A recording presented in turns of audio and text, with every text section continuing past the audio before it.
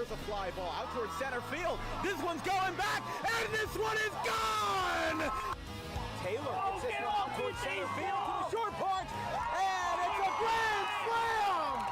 It's a floater, out to short.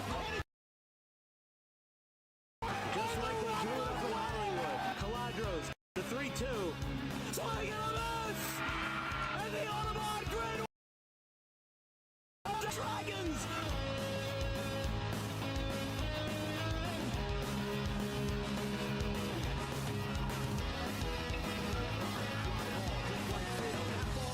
Gone! Grant Fournier! Two-run shot to right! Well, folks, it all comes down to this. Welcome to Alcyon Park, here home of the Pittman Panthers during the springtime, but during the summer, the dog days of summer. It's home to the Tri-County Baseball League Finals. We've got the 2025 Carter Cup Game 1 tonight, Cherry Hill-Pitman versus Washington Township. Jake Clark on the call tonight with us, Colin Morris on the production. This is going to be a fantastic series. This is the third straight year that we're seeing Cherry Hill represented in the finals, and the first time for Washington Township since 2022. Yeah, and both of these teams, Dan, we thought that they were going to be in contention to compete for the Carter Cup this year, and they've proven themselves and the projections right. Both these teams facing off with a chance to be crowned league champions, and this is not a winner-take-all game. This is only game 1 of the 3-game series, but it's certainly important to get things started on the right foot and not be facing elimination tomorrow night. So this is an important game 1 for both of these squads. Yeah, I mean, listen, Washington Township had probably the best regular season in Tri-County since 2023. Vineland 15-1-2. They've got Joey Ruffino on the bump. RCS Jake Loster, left-hander, who's thrown 3 no-hitters this year, including one last week in the semifinals. And for Cherry Hill-Pitman, they're playing in a bit of a different area code for the fact that they are playing as a group of guys who've been playing for so long that a lot of these guys on the team are older. The number 6 hitter, Chris Rollins, he turns 39 years old in September. Meanwhile, Washington Township, a lot scrappier of a group built up of mostly college guys with the much more experienced John DiPietro as the head coach. But for Washington Township, they're looking for their first title in 12 years of team existence, dating back to 2013, and then Cherry Hill-Pitman looking for their 10th. So it's inexperience versus experience, but it's results versus a hope for Cherry Hill-Pitman.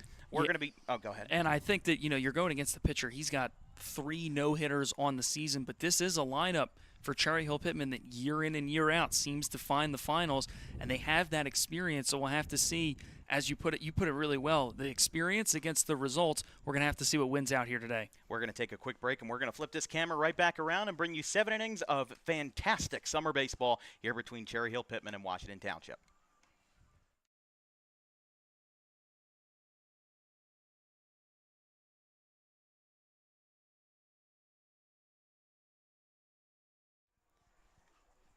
It's Joey Ruffino, the starter for Washington Township. 36 innings, a 0.19 ERA. He's got 56 Ks, 11 walks in the Tri-County Baseball League Finals. The Carter Cup will be ready to go right here, right now from Alcyon Park on a hot and humid Monday night. We're underway, 1-0.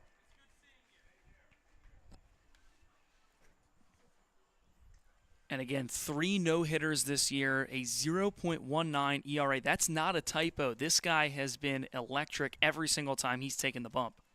Fouled back by Billy Rice, and it's 1-1. Rice, the leadoff man in a lefty-lefty spot. 10 stolen bases this year for the left-hander.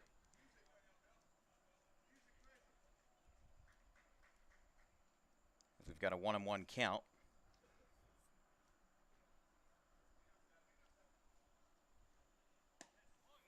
Strike called. The graduate of Washington Township High School, Billy Rice, turns 37 in September, went to University of South Carolina, spent 3 seasons in the minor leagues, 2 with the Phillies organization, and spent 2012 and 2013 with the White Sox. Got as high as high A ball Winston-Salem for Chicago, the Winston-Salem Dash in 2012. Also spent time with the Phillies Gulf Coast team and got as high as the Lakewood Blue Claws in his rookie season in 2010. Slider inside. Rice had a bit of a late reaction to it, and it's 3-2. But Ruffino only allowed 2 base runners in what was his, again, 3rd no-hitter of the year versus CHBR. Struck out 10 batters, gave up a base runner on an E4 in the first, and he gives up a walk to Billy Rice to lead off tonight's festivities here in Game 1. Let's take a look at what Kip Bard and Cherry Hill-Pitman have lined up for Game 1. Here's their starting lineup presented by Harper Driving School. Billy Rice, you just saw in center field. Another former minor leaguer, Adrian Gonzalez, takes the 2-hole at shortstop. Scott Shaw in left. Montana Millward, the son of the folks who operate the Pittman grounds here at Alcyon Park. He bats fourth. Austin Lay, the EH. Chris Rowlands, the former Cubs prospect, in sixth. Sean Cottrell, the designated hitter. Then Luke Lesh, Cooper Root, and Rafael Rogers. Runner on first, nobody out for Gonzalez here, the shortstop. Rufino delivers. And here's a strike. Both of these teams finished top 2 in the South Division of Tri-County Baseball. Again, Cherry Hill-Pitman 14-3, Washington Township 15-1-2. Inside. Presumably those two ties came from the fact that Washington Township is one of 4 Tri-County venues to not have lights. So they would have to get their games in pretty quickly with a 6:10 first pitch to get the game in time, as we've seen several times this year. Popped up, out towards short. This is going to go in for Phil Sedalis, who makes the catch for out number 1 here in Game 1. I like this. I like that comeback there by Joey Rufino, being able to come back after a highly contested full count walk to Billy Rice, comes back, gets in a good count with Adrian Gonzalez, and gets him to pop out pretty nonchalantly to short. Yeah, Rice with a really quality at bat, works a full count walk, allows for his teammates to see a lot of pitches from a high quality pitcher, but Rufino battles back, gets ahead early in the count as he picks off over to first, not in time, but gets a pop up over to Sedalis at short and gets one out for himself on the board in the Washington Senators. Yeah, I really like this. Again, I always have liked Joey Rufino's approach. It's always been fantastic watching him pitch. Remember, I go to RCSJ. I've watched him pitch, and he's the number 3 guy over there. They have another couple of arms, like Carson McGill, who went to, he went to a Division I in North Carolina. But there's a lot of guys who contend for those spots there, and they don't get to shine as the ace during the spring. Now they get to shine as the aces and the stars during the summer, and bring that knowledge, bring those statistics and the results back to Gloucester for their next year. Because JUCOs are difficult. I mean, listen, RCSJ won 3 straight JUCO national championships, 23, 24, and 25. And the 2023 and 2025 teams all had different rosters because it's a 2-year turnover instead of a 4-year turnover. There's a ground ball out to short, or rather out to second. This could be 2, and it is. 4-6-3. Township turns a double play, and they face the minimum in the top of the first. Senators will have their first chance to bat, leading off with the Rowan shortstop, Phil Sedalis, here in the bottom of the first.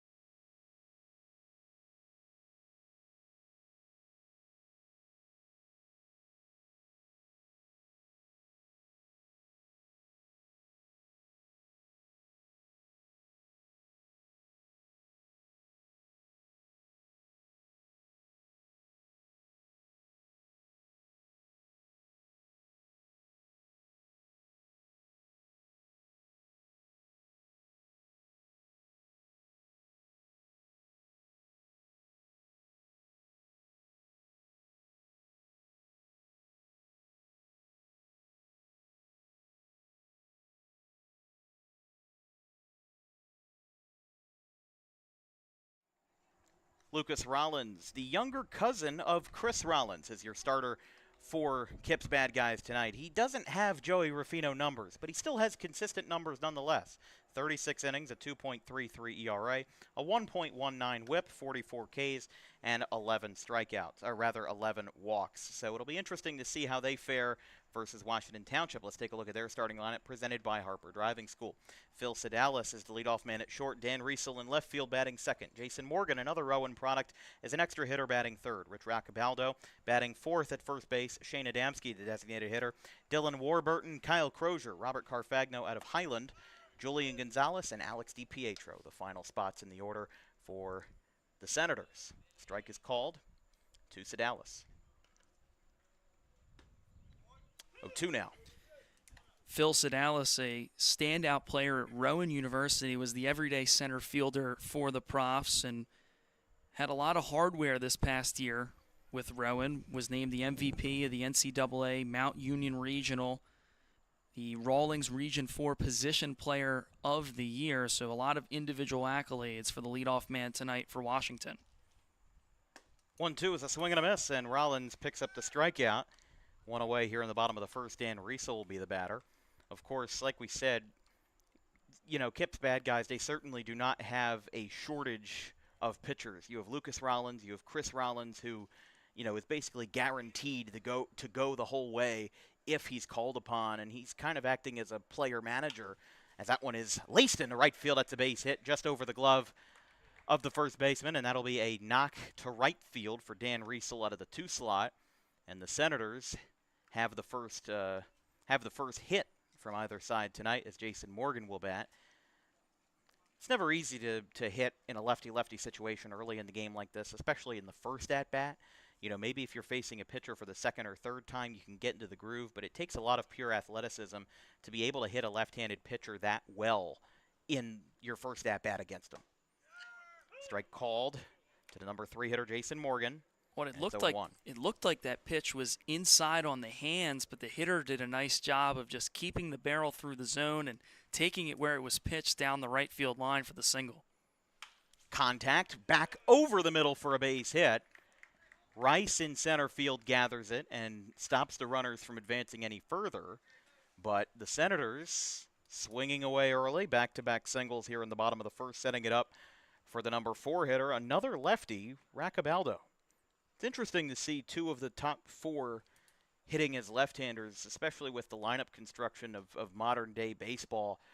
You know, a lot of times players don't, or managers don't have trust in left-handed hitters when they're facing left-handed pitching. But DiPietro has that trust, and it's paid off well so far. Riesel with a base hit, and now Raccabaldo gets to bat in a prime position, 2 on, 1 away, in a scoreless game in the bottom of the first. Yeah, this is a really big spot here. Back-to-back singles now with the cleanup man up. Taps it foul down the first base line, 1-1. So this series, this Carter Cup series, is I think is going to be very interesting, and I think it's going to be different from the last 2 years. We joined on with Tri-County in 2023 with the wonderful help of Bill Cohood and Angelo Marciano, both of whom in attendance tonight for the Carter Cup. But this kind of marks the end of the summer for us. We don't really have anything else until opening night for football, Cumberland versus Clearview on August 28th, and could see some familiar faces from tonight making an appearance that Thursday night. But either way, Raccabaldo takes inside. It's 2-1. My point is that last 2 years, it was Cherry Hill-Pitman versus the Rough Riders. Now, the philosophy was basically the same. It was the older team in CHP versus a younger team that's got a lot more college athletes like the Rough Riders. I think this year, though, the Senators provide a healthy enough mix to really put on a good fight. Now, the Rough Riders did win back-to-back. They became the 8th franchise in history to win back-to-back Carter Cup championships in the last 2 years. But the Rough Riders got bounced in the quarterfinal round versus CHBR. It's got a 2-2 count to Rich Raccabaldo, the first baseman. And then Shane Adamski out of Westchester will bat 5th. Outside. Oh, they're going to back pick at second base, and they got him standing. Oh, man, rough play there, as it'll be 2 outs in the bottom of the first, as a base running mistake for Riesel turns out to be extremely costly, and we've got 2 away, and that Senators rally that we could have seen just kind of got stomped on. Got a 3-2 count here and a ground ball up the first base line and foul towards Lesh. Well, the wind's certainly taken out of the sails there. You have a runner in scoring position that now gets backpicked over at second base. That's just a mental mistake that can be avoided. And now with a full count, a base hit ball four, or potentially an inning-ending out, you had a runner in scoring position, and now maybe nothing to show for it. And a throwback to first. Again, I agree with you in that sense that this could very well change a lot of what we're seeing tonight just because it's a mental mistake. It could have been avoided. It didn't have to happen. That is ball four, so they'll get a bit of a mulligan. It's not a true mulligan, but Roccabaldo does get a walk. It's the third straight base runner that Rollins has allowed. And again, the batter will be Adamski, hitting in the 5 slot here tonight. Again, out of Westchester. Pretty diverse selection of guys that you're seeing throughout the Tri-County ranks, not only this year, but in this playoff bout that we've been seeing since mid-July, as that one's away. Again, for Adamski himself, he's hitting .375 this year. 6 hits and 16 at-bats, 5 walks, 5 stolen bases, and a .920 OPS.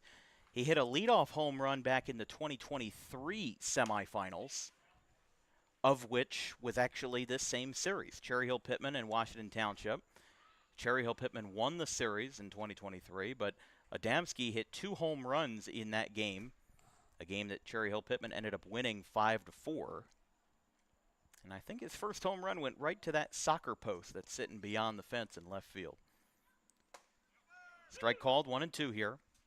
So 5 batters, 2 hits, a strikeout and a walk. It's been a topsy-turvy inning for Lucas Rollins, but the best case scenario for CHP is that they still can get out of it without any damage.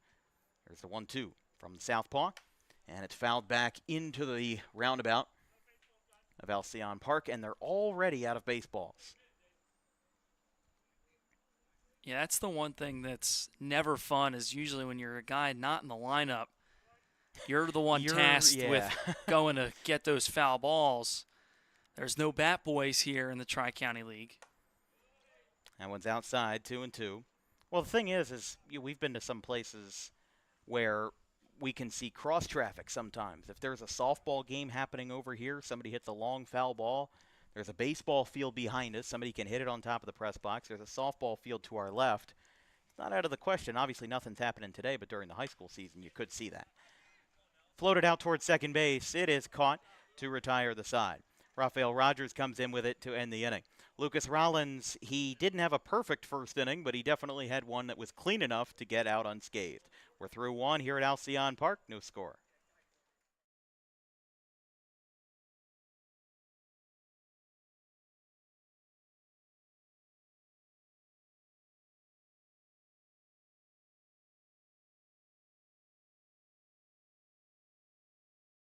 Doubleheader reached first on an error in the first at-bat of Game 2. This one's lined into center field. Slider going over. He dives. Did he make the catch? Yes, he did. Ryan Slider makes the catch. Not on a slide, but instead on a dive. 2 away.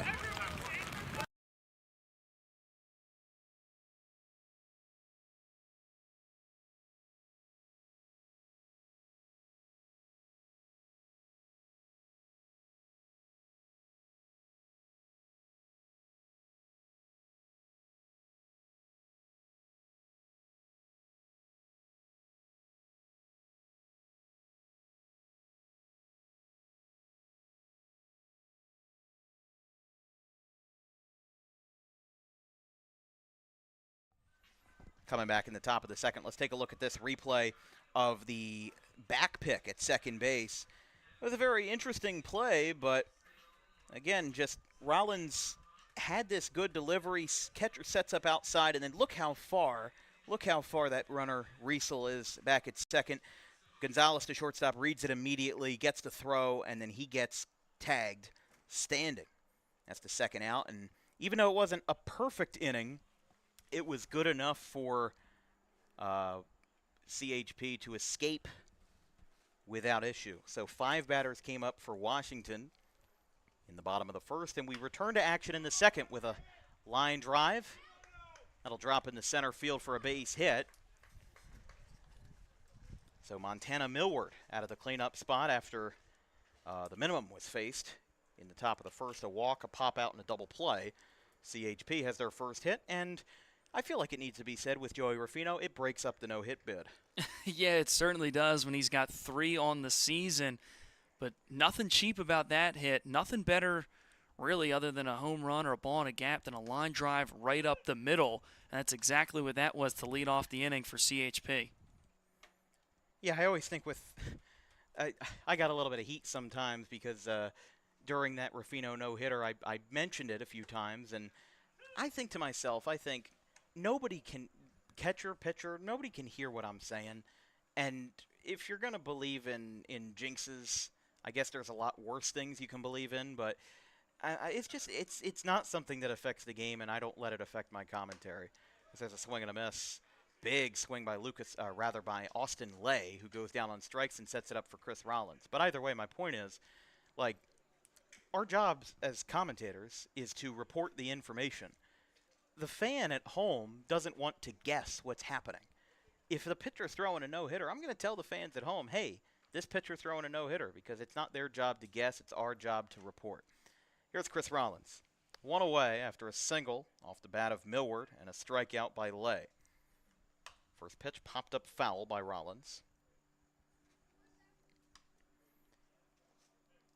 No doubt about it for Chris Rollins, probably will go down as one of the all-time greats for Tri-County baseball. A league that's in its 82nd year of operation, dating back to 72nd year of operation, dating back to 1952. 294 hitter for Rollins, 15 for 51, 3 home runs, 12 walks, and a 948 OPS with an ERA of 0.47 when he takes the bump. He has 7 appearances, 6 of them are complete games. It's what I mean when I say that when he takes the mound, it's very unlikely that he will give up the mound. But Rollins, a 41st round draft pick in 2005 out of Winslow Township, was selected by the Cubs. He didn't sign, but he went to RCSJ Gloucester and actually was a former pitching coach not only for RCSJ but also for Rowan University. He never pitched in the minor leagues, but he did play for a handful of independent leagues, including the Frontier League, and actually played 3 seasons with the Camden River Sharks, our old friend from 2011 to 2013. Rollins gets a piece of it, and it's foul. Still 0-2. He's fought off a lot of pitches in the at-bat. After a 9-year hiatus after 2013, he came back and pitched 2 games for the High Point Rockers of the Atlantic League at the age of 36 in 2022. Had 4 2/3 innings in 1 appearance, and then the next year came back for 2 more innings in 2023. But still, the Atlantic League and the Frontier League, that's still professional baseball. For what it's worth. It's independent baseball, but it still is professional baseball. Rollins goes down on strikes. He's got back-to-back. And Ruffino has his first 2 of the night. So Sean Cottrell out of Eastern University will bat. Well, gives up the leadoff single, but then back-to-back strikeouts really in the heart of this order through the 5 and 6 hitters. And now with 2 gone, things are looking good here for the Washington Senators. As only 1 hit given up so far, but again, the little things matter more, especially when you're competing for a championship. And it's early in this game, and you hope it doesn't come back to bite them, but that mental error on the base paths could be something to keep an eye on as we get deeper into the game. Ball misses low. Victor Okendo is the runner at first base, running for Montana Millward. You can obviously have a substitute runner with 2 outs for your catcher. I'm sure that's very convenient for the catcher, knowing how much equipment they have to put on. Strike called, 1-1. Cottrell pitched in the semifinals in Game 1 of the semifinals versus the South Jersey Grizzlies. And again, a 2-way player out of Eastern University in Pennsylvania, home of the Eagles. 407 hitter, 11 for 27. A ground ball to third. This should be an easy play. He'll fire it across the diamond, and it's in time to retire the side. It's a picturesque night here at Alcyon Park. It's a little bit humid, but that's okay. We've got a beautiful night here in the late part of this summer. We'll be right back. It's a no-score game through an inning and a half.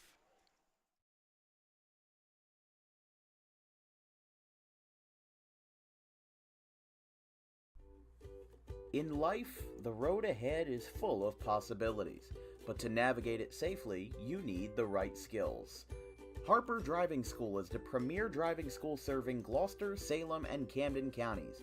With experienced instructors, many of whom are teachers in local schools, we are dedicated to your success and will help you master the road with confidence. With an over 95% success rate of students passing their road test on their first try, you know your student will be in good hands while embarking on a huge step of their young adult lives, all while avoiding the lines at the DMV and getting insurance discounts. We chose Harper, and so should you.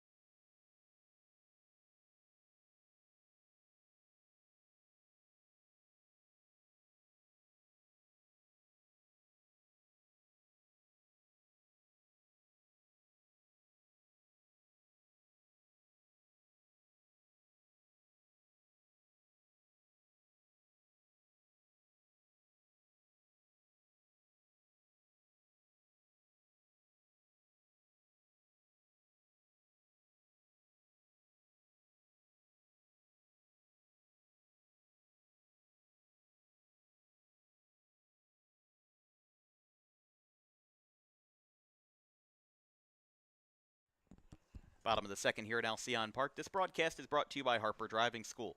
Over 90% of students who take their New Jersey State driving test with Harper pass on the first attempt. If you like those odds, and I'm sure you do, make sure you book an appointment today at Suite 4 of the Total Turf Complex in Pittman, 614 Lambs Road. First batter of the bottom of the second for Washington Township will be the number 6 bat, being Dylan Warburton, and then Kyle Crozier and Robert Carfagno, the grad of Highland. Outside, a lot of sweeping breaking balls from Lucas Rollins here in his first inning of work. Seen a lot of sweepers. They haven't had too much velocity, but they've been tending to go a lot more heavily versus lefties in the outer part of the lineup. This is going to pop up shading towards third. Caught by Rollins in foul ground, or at least near it, for the first out. So again, Warburton is retired. And now Crozier will bat in the 7 slot. And as a left-handed pitcher, when you throw that slider, that sweeper, it bites away from the left-handed hitter where it makes it so much harder to hit. And then you saw it in that at-bat. He went with the slider a couple times, tried to set up the hitter outside, and he came right back with a fastball and got a pop-out. Yeah, it's a lot of times a pitcher, when I see a pitcher like Rollins, it reminds me a little bit of Alex Claudio. Now, I don't like making major league comparisons for summer league or even high school pitchers because I think it's inaccurate. Just because a player moves like somebody or plays like somebody doesn't mean that they're going to be like that guy.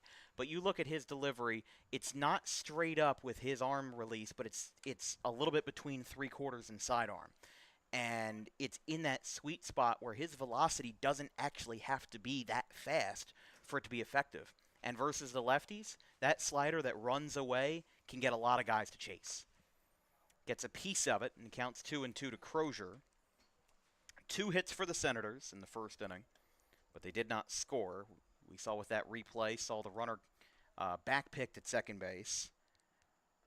So that put a halt to the Senators' plans. Crozier is going to get a dropped third strike for the 286 hitter, and the throw to first is in time. That's his 12th strikeout of the year. And for Lucas Rollins, it's his 2nd strikeout of the night, 2 away for Robert Carfagno. Yeah, it looked like that breaking ball again, and Rollins buries it in the dirt, gets the hitter to chase out of the zone, and a nice job by the catcher to block that ball up, get out in front of the plate, and then fire it over to first to complete the 2-3 strikeout.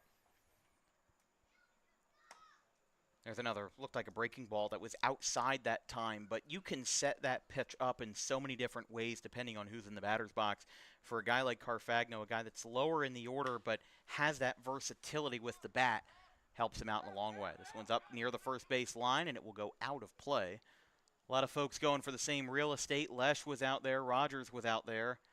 And I think Billy Rice was out there. Not Billy Rice, but right fielder was out there as well. So it's interesting to see all of those guys go for it, and it's encouraging to see all of those guys go for it because that means that they're dialed in. Obviously, championship on the line. Senators looking for their first in league history. Cherry Hill looking for their 10th in league history. Of course, dating back to 1953, the first champion Penns Grove crowned. The Harry Carter Memorial Cup was named after Harry Carter in 1989 after the longtime coach of the Winona franchise in the Tri-County League. Led them to 3 titles in 1974, 1975, and 1983. He began managing amateur teams all the way back in 1940 and then retired in 1987 after 47 years of service, and he retired at 84 years old from his managerial duties. There's a swing and a miss. Lucas Rollins, 3 Ks through 2 innings. We could be in for a low-scoring affair here in Pittman, but we'll see what CHP has to say about it in the top of the 3rd. No score.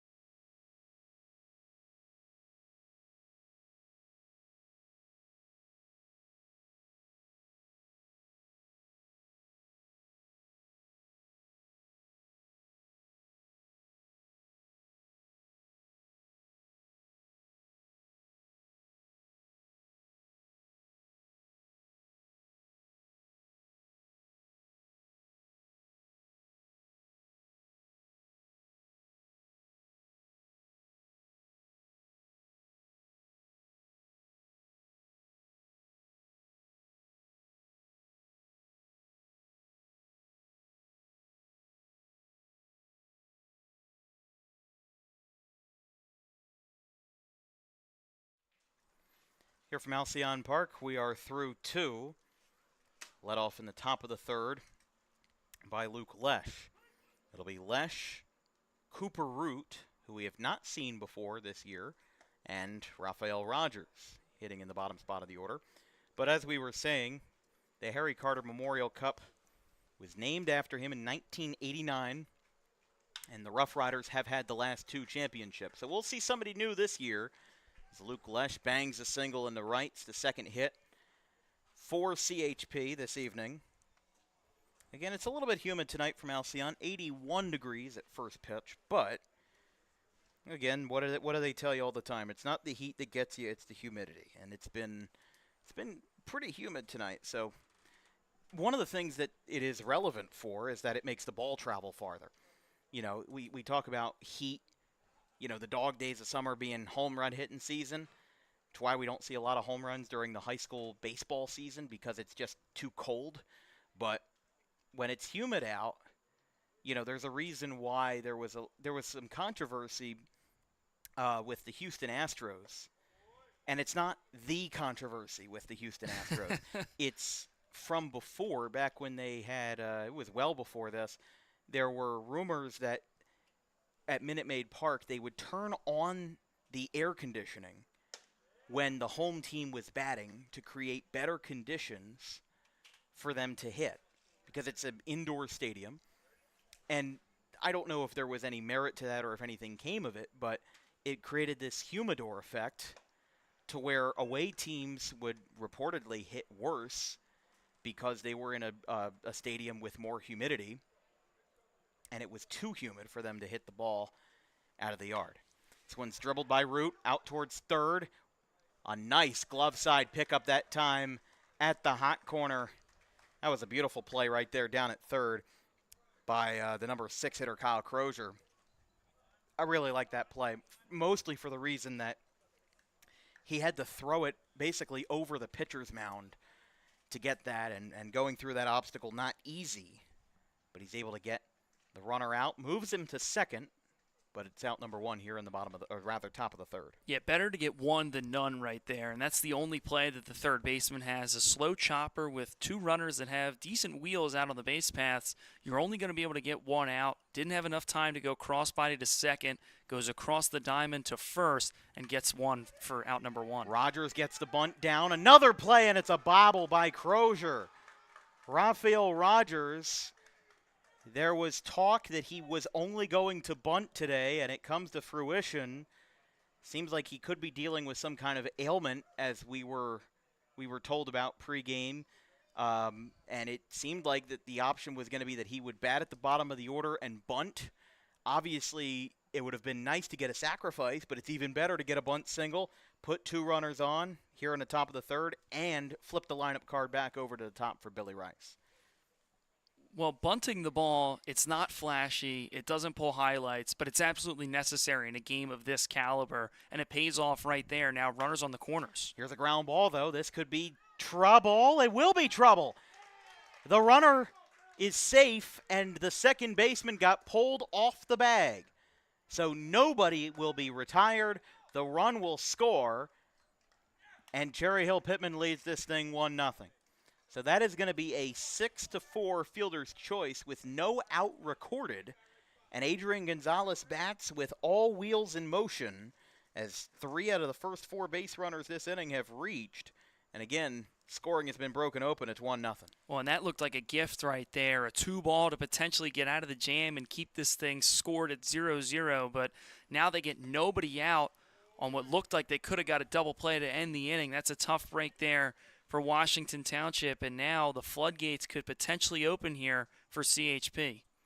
Yeah, that's the thing, is that when you talk about those plays in the middle infield, those are always difficult. Sometimes the first out is harder to get than the second out on those double plays.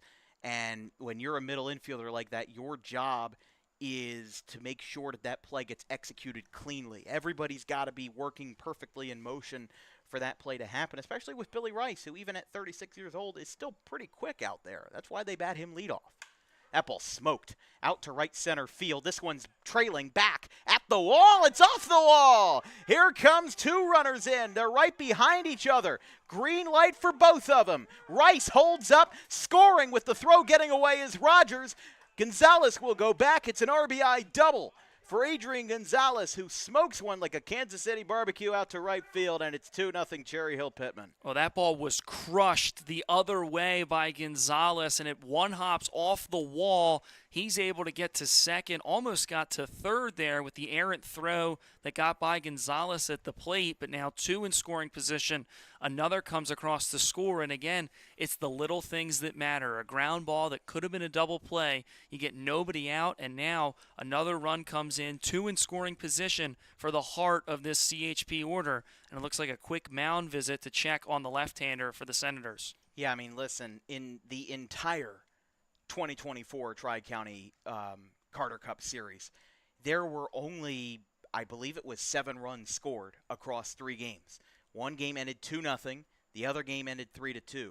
You're going to see a lot of low-scoring affairs at Alcyon Park, but could be very different tonight with CHP already on a roll. Infield in versus the lefty Shaw. Swings at the first pitch.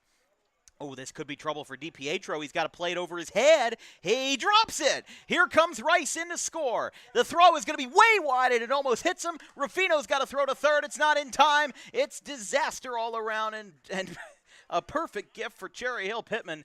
They lead this thing 3-0 as DiPietro tried to have a circus catch over his shoulder. Couldn't bring it down. Rice came in to score.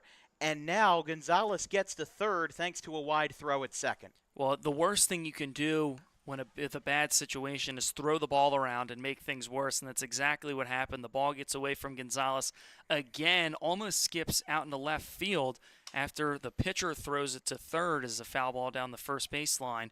But that's a tough play for the second baseman, right? Because the infield has to play in to try and stop runs from coming across. And because he's played in, a little bloop with the outfielders playing at deep depth. Again, we're in the middle of the order for CHP. It drops into, quite frankly, no man's land, and that's a tough play. He's not able to almost Willie Mays basket catch it, if you will. It drops to the turf. A run comes across to score, and now the floodgates have opened here for the visiting Cherry Hill-Pitman. And damage can still be done. 2 runners on, 1 away with the 4-batter Millward, who singled his last time. Strike called. It's 0-2 out of Penn State Abington. But listen, I mean, we talk about how important it is to get runs in bunches. These guys are hot. This is the 6th batter of the inning, and now you're going to see a runner move to second uncontested, as this is abnormal for Joey Ruffino. I have not seen him beat up at all this year, and that now changes with a 3-0 game in the top of the 3rd. 1-2. Swing and a miss. He gets him. He'll get the infield back at the edge of the grass as they were in for a while. Millward strikes out, and that was batter number 7. Lay will be batter number 8 of 10. And we've got 2 out, 2 in scoring position. And in the top of the 3rd, it's not easy to come back from this, but it's not impossible. Let's see what they've got in store. First pitch, misses low and away.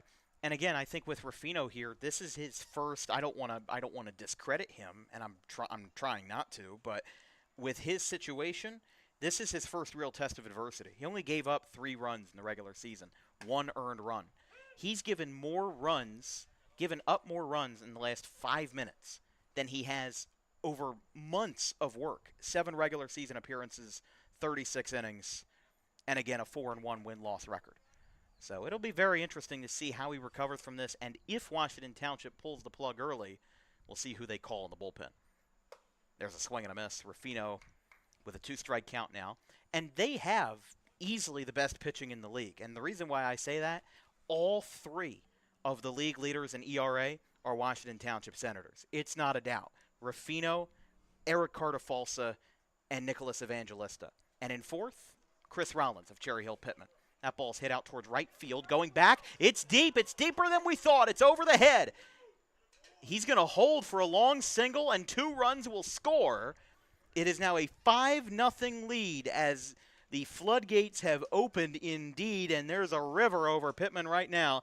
2-run single Austin Lay, and it's a 5 spot for Cherry Hill-Pitman. An unprecedented offensive burst here in the 3rd. Well, that ball just jumped off the bat right there, getting over the head of the right fielder, and wise of the runner to pump the brakes because the right fielder played it very well. Bounced off the wall, he fielded it perfectly, and hit his cutoff man with a strike, but not after the damage was done. 2 runs come across to score, and now 5 runs here in this top of the 3rd for CHP. Chris Rollins calls time. You know, one of the things that I think kids in the outfield make a lot of mistakes with compared to the pros is when you watch the Phillies, ball gets smoked, hit off the wall, the outfielders know where to play it because they know that ball has a certain kind of ricochet. And that's because all the walls in the outfield have to be padded. Here, this is a chain link fence with a yellow band all the way around it and the tarp that is the green outfield fence. In high school, those balls are not going to play anywhere near how they will professionally. So that's one thing that I really like how he did, is that he got a little bit closer to the wall, because if he played that like a, quote, pro, he would have been too far back. And I see high school kids make this mistake all the time. They think the ball is going to bounce back to them, and it just doesn't. That one's foul. Ooh, that's got to be a Chihuahua. Oh, no, it's a pit bull. I mean, that was piercing my left ear. It's 2-2. I think even the third baseman was over like, what in the world? Not only the fans are out, but a couple dogs at the ballpark today. Plenty of them. Love when they come here. Helps the attendance numbers. Popped up. This one is landing in the parking lot. Still 2-2. Yeah, a little tiny dog. He was here last week. 2 balls, 2 strikes, 2 outs. Chris Rollins, the batter. A 5-run inning. This is the 9th batter. Joey Ruffino finally gets out of it, but colossal damage done, and Washington Township will have a lot to do over the next 5 innings to get this back in their hands. They trail it 5-0 as 9 batters come up, and 3 straight batters contribute RBIs for Cherry Hill-Pitman, capped off by a 2-run single by Austin Lay. We'll be right back.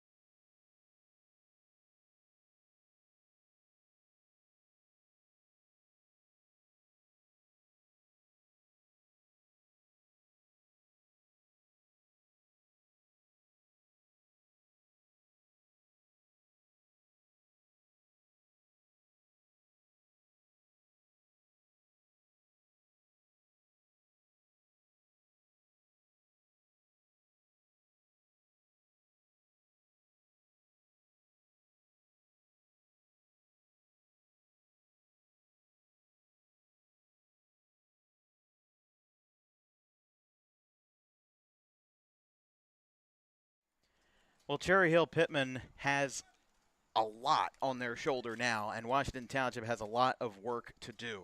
It is 9-10-1. Julian Gonzalez, Alex DiPietro, and Phil Sedalis due up in the bottom of the third. But 5 runs came across, a whole bunch of RBIs, and a whole bunch of hitting by CHP. And especially for a team like Washington Township, with the count being 1-1 now, for a team like Washington Township, it takes the wind out of their sails tenfold to have a bad inning like that when you had 1 loss in the regular season. Going over towards the line, it's out of play. Decent amount of foul ground to run with here at Alcyon, so it's not entirely surprising that that ball stayed in play despite not being within reach of the right fielder. Yeah, down the lines, I think right field more than left. You've got a lot of room as an outfielder. Even the corner outfielders have to have some range because if the ball's hitting foul ground, they got to go out and get it. There's strike 3. That's 3 straight Ks for Lucas Rollins. He's got 4 all told tonight. And we get to the number 10 batter, Alex DiPietro. Well, the one thing you have to remember is that even though there is a lot more physical space down the right field line, it only goes to where that bullpen is and where the fence ends. Basically, where the grass stops being mowed is where they stop having that's what they consider in the ground rules to be out of bounds. It's a base hit for Alex DiPietro. Turn the lineup card back over for Phil Sedalis. And sometimes that's what you need. You need sometimes a hit from an unlikely source. And I'm not saying that DiPietro is not a good hitter, but the 10 spot, down by 5 runs, it doesn't do much right now. But you string together a couple of hits, get a couple runs on the board, and you could really have yourself a good day if they can keep this up. That one's fouled back. It hit the catcher's mask of Millward, and it's 0-1. And again, for the Senators, right, one swing is not going to tie or give them the lead in this ball game. It has to be a whole total team effort here. And with the 10-hitter coming up and turning the lineup card over with only 1 out in the inning, and now the top of the order coming through now the second time they're seeing Rollins, Washington Township might have a little bit more success. But again, it's going to have to be a team effort here. And they say that hitting is contagious. The Senators will certainly need to catch that case right now. Indeed. Here's the pitch. Outside. Gonzalez thought it was a strike over at short, but it's 1-1. Sedalis, again, as Jake mentioned in his first at-bat, a holder of several all-time records at Rowan University. He's a .361 hitter this year. Played in 13 regular season games for the Senators. 13 for 38. 5 RBIs, though, out of the leadoff spot. 11 walks, .934 OPS. And also has a scoreless inning on the Hill registered to him this year. Counts 1-2, 1 away. Top of the third and a 5-0 Cherry Hill-Pitman lead. One's ripped foul. Still a 2-strike count here. Yes, Sedalis, the all-time leader in career triples for the Rowan University Profs.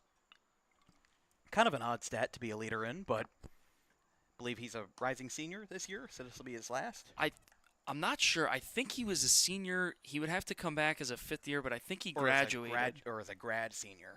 Or a post-grad is what I'm trying to say. I believe that he graduated, but he was a part of the team that went all the way to the World Series, came up just short, losing to the eventual champion Wisconsin Whitewater this year, but it was a great run for the Rowan Profs baseball team this year, along with Jason Morgan, another Washington Senator, being a part of that squad. Yeah, 2 NJAC schools made the round of 64 for the D3 World Series. There's a swing and a miss. Rutgers Camden also was a representative of that, and they have a lot of talent represented on this Washington Township team as well. Not to mention Julian Gonzalez, but also Sean Glenn, Brenton Heel, DJ Giuliano, and I believe Chris Smith, yes. Not in the lineup tonight, but with Sedalis going down on strikes, that is 5 for Lucas Rollins. 2 away. But the thing is, you're saying career leader in triples. I don't know if I can't remember Rowan's Park off the top of my head. Is it like a park that has a triples alley, or is it just straightforward? I would say it's deep enough.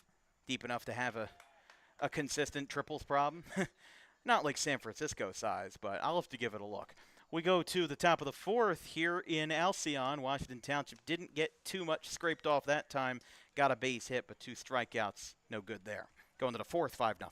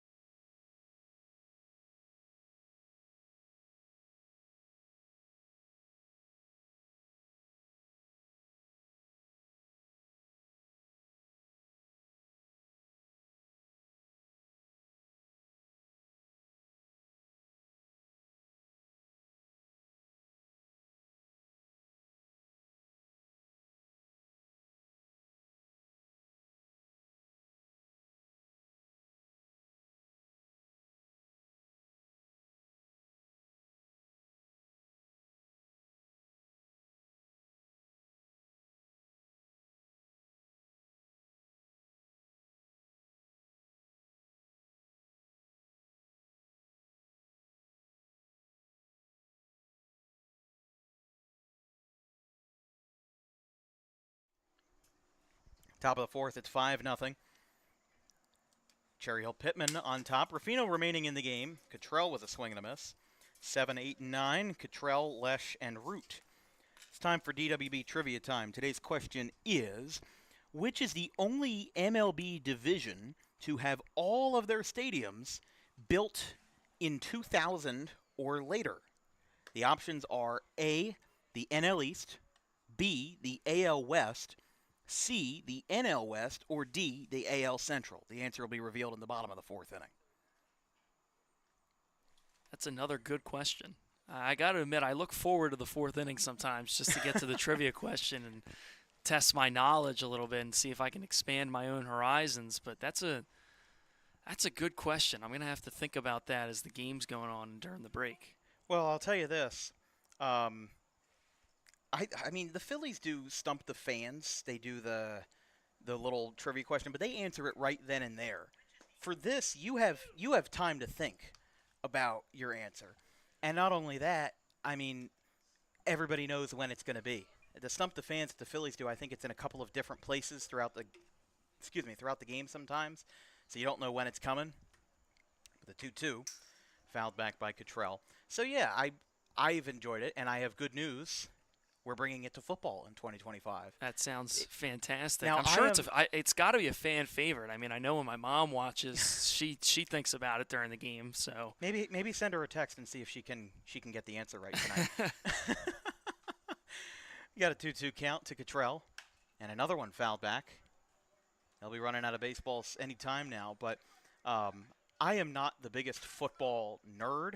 I come up with all the baseball questions by myself. And then I Google them or, search them up somewhere to make sure that they're correct. But then I do all the research myself. Football, I might be a little bit more hard-pressed with that because I mostly know the football stars and stuff like that. So I'll have to figure out how we go about it. But I am proud to announce that we are bringing Trivia Time back. I believe we're going to do it for the start of the second quarter for that. We've got a lot of fun football things going on this year. One away for Luke Lesh. He singled and scored to lead off that monumental third inning that saw 5 runs score for CHP. There's a strike called.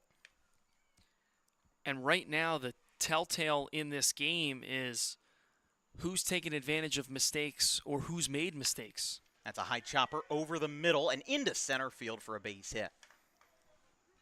So that'll be a single for Luke Lesh, who's now 2 for 2 on the day and finds himself again looking to start a rally and start a little fire for Cherry Hill-Pitman and get themselves back into the lead, or I should say, extending their lead here in the top of the fourth inning. So Lesh with a single, and here's Cooper Root.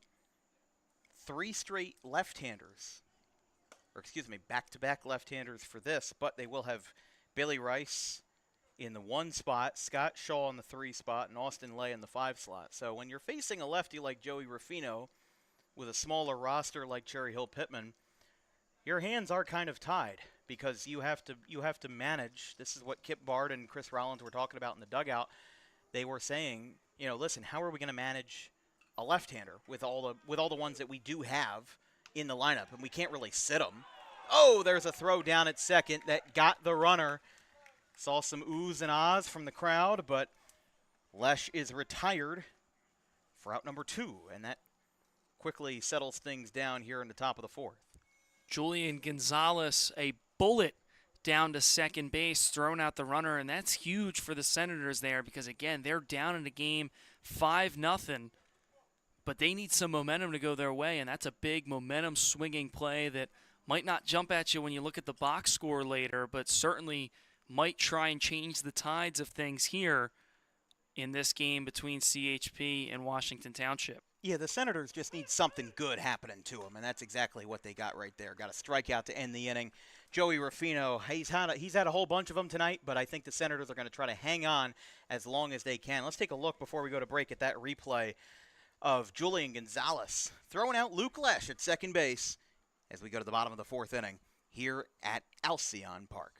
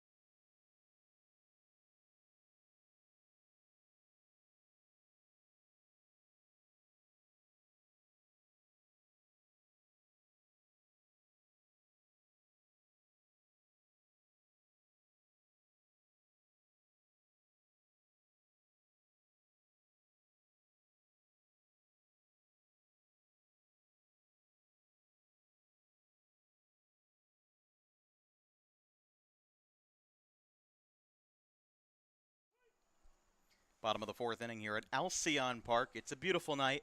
Sun setting behind us, and that is a first pitch. I thought it was a hit-by pitch, but it's not. Just ran inside. It's time for DWB Trivia time. Today's question is, which is the only MLB division to have all stadiums built in 2000 or later? The options are A, the NL East, B, the AL West, C, the NL West, or D, the AL Central. Now, we've got 2 folks here tonight, Jake Clark and Colin Morris. Jake, what's your guess? My gut, and I don't know if it's the homer pick because of the Phillies, but my gut feeling is it's going to be the NL East. And I was just recently down in Georgia. I went to Truist Park, so I know that's a newer stadium. I know Citi Field's a newer stadium. I think that Miami has a newer stadium. Nationals Park is really the only one that I'm sort of teetering on, but my gut tells me it's the NL East, so we'll have to see if I've got a good gut reaction there. Colin Morris, you got a guess? Just to be different, I'll go NL West. Well, being different sometimes isn't the right thing, right? It is the NL East, as here's a ground ball over towards third. Rollins has it. Throw to first is a little bit wide, and it pops out of the glove of Lesh. So, yeah, the correct answer was A, the NL East. So, yes, Jake got it all right, and here's what I'll tell you. The Washington Nationals did not exist before 2000. So that stadium was built in 2008. Phillies Citizens Bank Park is actually the oldest in the division, funny enough, and it's only 21 years old. Truist Park in Atlanta was built in 2017. Marlins Park, now Lone Depot Park in Miami, was built in 2012. Didn't replace, but it got rid of the old Joe Robbie Stadium because that's still where the Dolphins play. But the Marlins and Dolphins used to share the stadium, and now it is Hard Rock Stadium and the exclusive home to the Dolphins. Ground ball by Raccabaldo is foul. Citi Field replaced Shea Stadium and was built in 2009. And as we said, Nationals Park in '08 and Phillies in 2004. It feels like an older ballpark now. I mean, listen, they're starting to talk about building a new stadium to replace the Link. The Link opened 20 years ago. 20 years ago, and we're trying to replace it already. I don't know what we're doing, but I like some of the older stadiums. I've been to Fenway, Wrigley, Dodger Stadium. There is so much fanfare in the history. People like history. When you replace a new stadium every 20 years, you don't really get to hang on to that history. Now, don't get me wrong. I think that the Link and CBP are both better than Veterans Stadium. I think we have nostalgia for the Vet, but the thing is, all the chemicals in the AstroTurf that unfortunately took Dallas Green and Darren Dalton from us, among others. I mean, there were a lot of dangers there, and it was just a giant bowl. It was the era of cookie cutter stadium. So I'm glad that we finally have a little bit of soul back in Philly with all of that. Which popped up foul. Still got a 2-2 count, and thanks to Lucas Rollins for giving us a long enough at bat to talk about the Vet. Yeah, I've been to 3 of the 5. I haven't gotten down to Miami. Neither have I. And I haven't been to City, but I have been to Nationals Park. I was just at Truist just a couple weeks ago down in Georgia, and then obviously home to the Phillies, Citizens Bank Park, just right across the bridge. Been there like 60 times Yeah. at this point. But I think that City is the most reasonable one for me to cross off this summer. I'm not sure if I'll head up there, but regardless, I mean, all the stadiums are nice and new. Here's a chopper out towards second. Rogers, 4-6. 3! Turned it around the horn, and how about that? That's a double play, and that is out number 2 as about everybody and their mother started running off the field, and even though they were able to turn 2, counting to 3 was not their specialty. We've got 2 away as Raccabaldo on a lefty-lefty matchup. Again, just not a good rally situation for the Senators. Grounds into a 4-6-3 double play. First pitch is outside to Adamski. 1-0. Well, and you thought they had been given a gift after Rollins had an awry throw over to first base, but right there, a double play and the bench getting fired up, and now fly ball. Straight away to right field. And it is caught. The inning is over. So we are through 4 as the sun's starting to set here at Alcyon Park. We go to the top of the 5th. 5-0 Cherry Hill-Pitman.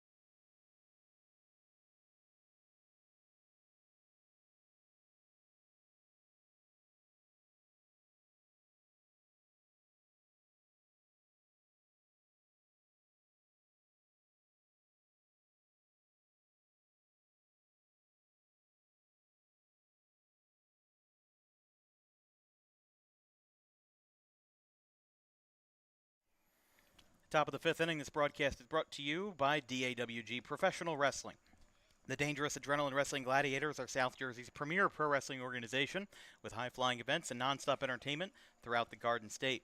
If your civic organization, charity, school, or club wants a little flair onto their next event, as here's a little flare out towards the mound. Throw to first is in time for the first out.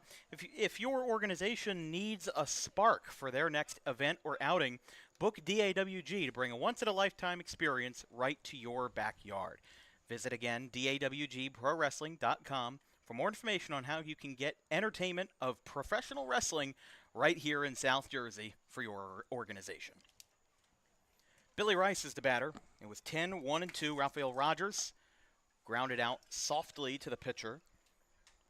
And now Rice, who has reached base twice on a walk and a fielder's choice, which drove in the first run of the game over in the third inning. So he's technically 0 for 0 because he has a walk and a fielder's choice. But he has reached base twice and has been pretty pivotal for this Cherry Hill-Pitman team, who again holds on to a 5-0 lead in the top of the fifth. That one's laced right field. He's got a single. Billy Rice out to right field. And again, that's the perfect situation there off of a lefty, pulling the ball, keeping your hands in, and just squaring up the ball to create a really good result that time, and that's exactly what he did.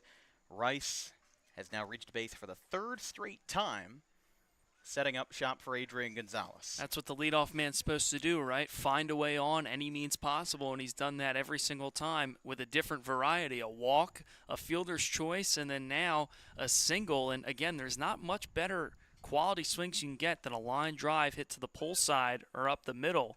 A nice swing there by Rice to get himself on with one away. Absolutely. 0-1 the count to Gonzalez. It's a 5-0 Cherry Hill-Pitman lead. They look to, again, secure a 10th Carter Cup title. Washington Township looking for their first. It's the third straight appearance for Cherry Hill-Pitman. So all 3 years that we have covered Tri-County baseball, Cherry Hill-Pitman has been represented in one form or another as a nice little left-handed back pick that time to first base from Ruffino. Kind of the cheat code for left-handed pitching, being able to have such a smooth pickoff move to first base, but the count's 0-2. And again, Washington Township, the last time that CHP did not appear in the Carter Cup was the last time that Washington Township appeared. They fell to Gartons of Vineland in 2022. Again, the Rough Riders have won 3 out of the 4 titles post-COVID. They won in 2021, 23, and 24. And they were bounced in the quarterfinal round to CHBR. And now we get this matchup of the Senators and Kip's Bad Guys. Here's the 0-2. Wanted to offer at it. The appeal to second says no, and rightfully so. He didn't go. Still 0-2 here. Still a good pitch, Rather though. 1-2, excuse me. By Ruffino, right? You're ahead in the count 0-2 and missing upstairs. Misses outside again. Tries to get back to that changeup that time. Looked like a little bit of a circle change. But with Ruffino's variety and his repertoire on the mound, really allows him to get creative in these situations. But he definitely is keeping an eye on Rice at first. He's 10 for 11 on stolen bases this year. Well, again, a certain reason that you would want to bat Billy Rice lead off there, because he finds a way to get on base, and he's able to get you to now put somebody in scoring position with nobody out, in this case, 1 out in the inning. That ball is crushed. Deep left field. He turns. He watches. Goodbye. Adrian Gonzalez. 2-run home run. Smoke to left field. And Adrian Gonzalez plays long ball, the first of the Carter Cup. And he absolutely crushes the ball to left field. And you can now put a touchdown and PAT on this game. It is 7-0. Cherry Hill-Pitman with a massive shot to left field and still off of the starting pitcher, Joey Ruffino. Well, that's one loud way to add some insurance as we get deeper into this ball game. Gonzalez crushes a no-doubter out to left, and now 7-0 in favor of CHP. They're starting to run away with this one here, Dan.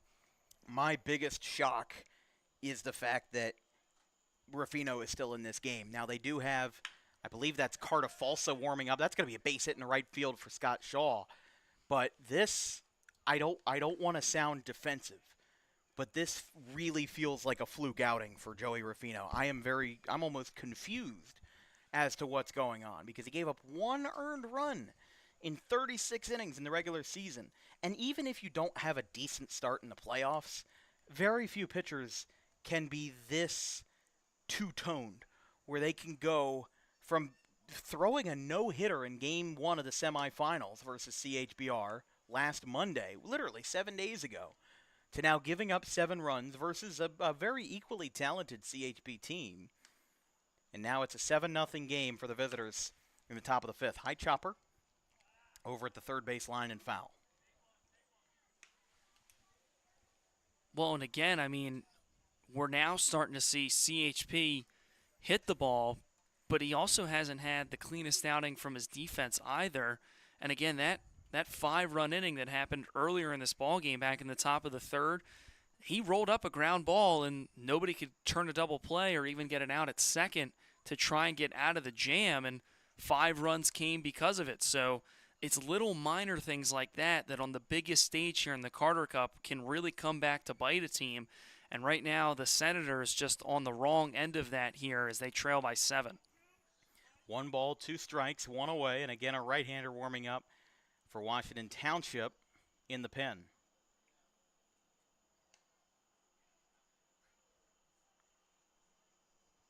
To Millward, grounds it, fair, right field side, got right past DiPietro. He was ranging to his left, but I don't think he would have had a fair shake at it. That's a base hit, and really, we have seen the wheels come completely off. 4 straight hits, and John DiPietro coming out. He will call for the right-hander. So we will see a pitching change, and what a difference a week makes. Game 1 of the semifinals, Joey Rufino strikes out 10 and throws a no-hitter versus CHBR. 1 week later, it's a 7-0 game, and he gets through 4 1/3. It wasn't his best night, but we saw some resilience out of him with the strikeouts. He threw a grand total of 6 through his efforts, and now a right-hander will come in to try to stop the bleeding and put a tourniquet here in the top of the 5th inning. Still 3 innings to go, still 2 outs to go in the top of the 5th. We've got a pitching change. We'll be right back.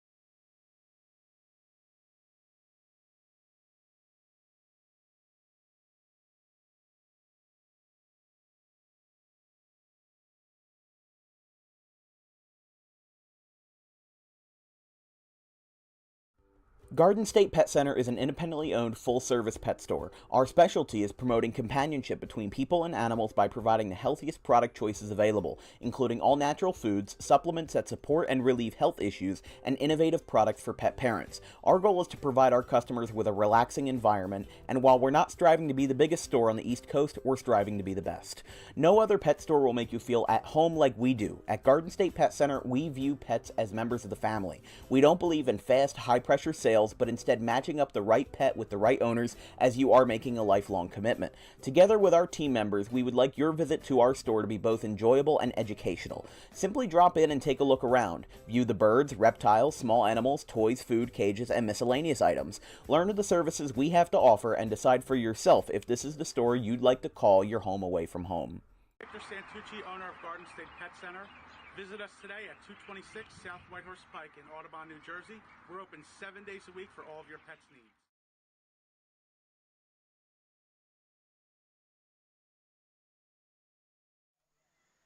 Top of the 5th inning, still a lot of work to do, but Sean Glenn is the new pitcher. He's got a 1.56 ERA and 9 innings of work, 14 Ks, 2 walks, and a 0.78 ERA. His first task is Austin Lay, and his first and foremost task is getting out of the inning. 7-0 lead for Cherry Hill-Pitman. Adrian Gonzalez, home run to left, estimated distance 365 feet, according to our analytical machines, which is basically my phone and a good eye judgment. That's how it is, though. We get, if you can see where the ball lands. Oh, he got him! Lead runner gunned down at third. And before the pitcher can record an out, a base runner records an out. So Shaw's retired for the second out. And don't look now, but we're one strike away from having a very abrupt end to the top of the fifth inning and looking to keep this lead at 7 for Cherry Hill-Pitman. Here's the 0-2. Jammed, look out, and with foul, it ricochets off of the dugout of the softball field. It's like a little trick shot right there. Again, Lay, the batter, had a 2-run single in his last at-bat in the third. And then for Washington Township here, I mean, Julian Gonzalez, former teammate of mine 2 years ago back with Mullica Hill Legion, but having himself a night defensively with a couple of runners thrown out, and he's pitching with his college teammate, former Legion teammate of mine as well, Sean Glenn, out on the mound, somebody I've caught before. It's been a while, but from what I can remember, has a really hardy fastball and knows how to locate it very well. 0-2. That one's laced right center field. It's going to get down. It's going to get in front of Morgan, and the throw to third, not in time. Or check that, Warburton, Adamski in right field. Third time's a charm. Second base hit of the night for Austin Lay. And the offense just keeps on going. That is 5 straight hits for Cherry Hill-Pitman. All told, they're going to come up with, this is their, they've got, 10 total now. Unbelievable stuff from Cherry Hill-Pitman. Well, and again, they say hitting is contagious, and it's a good case that you want to catch if you're a team up at the plate. And right now, 5 straight hits, 2 runs being drove in on that home run, and now a prime opportunity here for Chris Rollins to bring in 1 or 2 more. Yeah, we'll see how much more damage they can do off of Glenn. They haven't scored any runs since Ruffino came out. Again, his final line, he exits with 5 strikeouts, 7 runs, and as it appears on my scorecard, all 7 are earned to Joey Ruffino. And he only allowed 2 walks. 2 walks, but the problem is that you're dealing with 9 hits on your record, 7 runs, which maybe it's a good thing for his MVP case that he doesn't, those postseason stats don't count. Now, Tri-County does not. I wish Tri-County did. We were talking to Bill Cohut about it a few years ago, that they don't award an official MVP. But I wouldn't be opposed to the idea of them doing so, especially for a summer league when you're only playing 17 regular season games. Every at-bat matters. Every game matters. Misses outside there. Tough one. Tough pill to swallow that time for Sean Glenn. Counts full. And we'll have Rollins, who shockingly, despite being one of the best hitters all around that we've seen in Tri-County in the last 3 years, he's 0 for 2. 2 Ks. And he's 1 strike away. I mean, base hit, ball 4. A lot of things can happen on this pitch, and he jams it. But he does keep himself alive in this at-bat with a foul ball. Chris Rollins, as we've mentioned before in this broadcast, the assistant coach at Rowan University, playing against some of his former players who are with the Washington Senators. But another note that we didn't mention on the broadcast yet, it says here on his page on the university website that Rollins trains with top high school, college, and professional players, including a longtime client and MLB All-Star in Zach Gallen of the Arizona Diamondbacks, who's a Jersey product, grew up in Summerdale, went to Bishop Eustis, I believe, and now is doing great things in the MLB in Arizona. Yeah, he graduated from Eustis in 2013 and made his debut with the Cardinals, I believe, in 2018. Was then swiftly traded to the Diamondbacks, which he has been with ever since. A couple of major league products have come out of Bishop Eustis in recent years, one of them being Tyler Phillips, who threw a complete game for the Phillies, I want to say in 2022 or 23, one of those years. But it was like kind of a Cinderella run, because Phillies were down on their luck with pitching, and they got this hometown guy who had a lot of heart and got to pitch for the Phillies for a little while. That one's upstairs.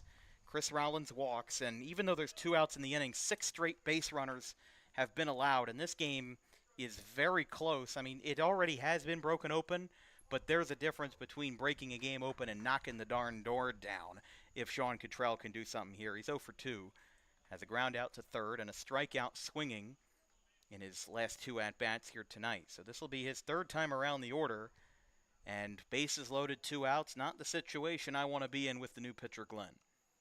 First pitch from the edge of the rubber is outside, 1-0.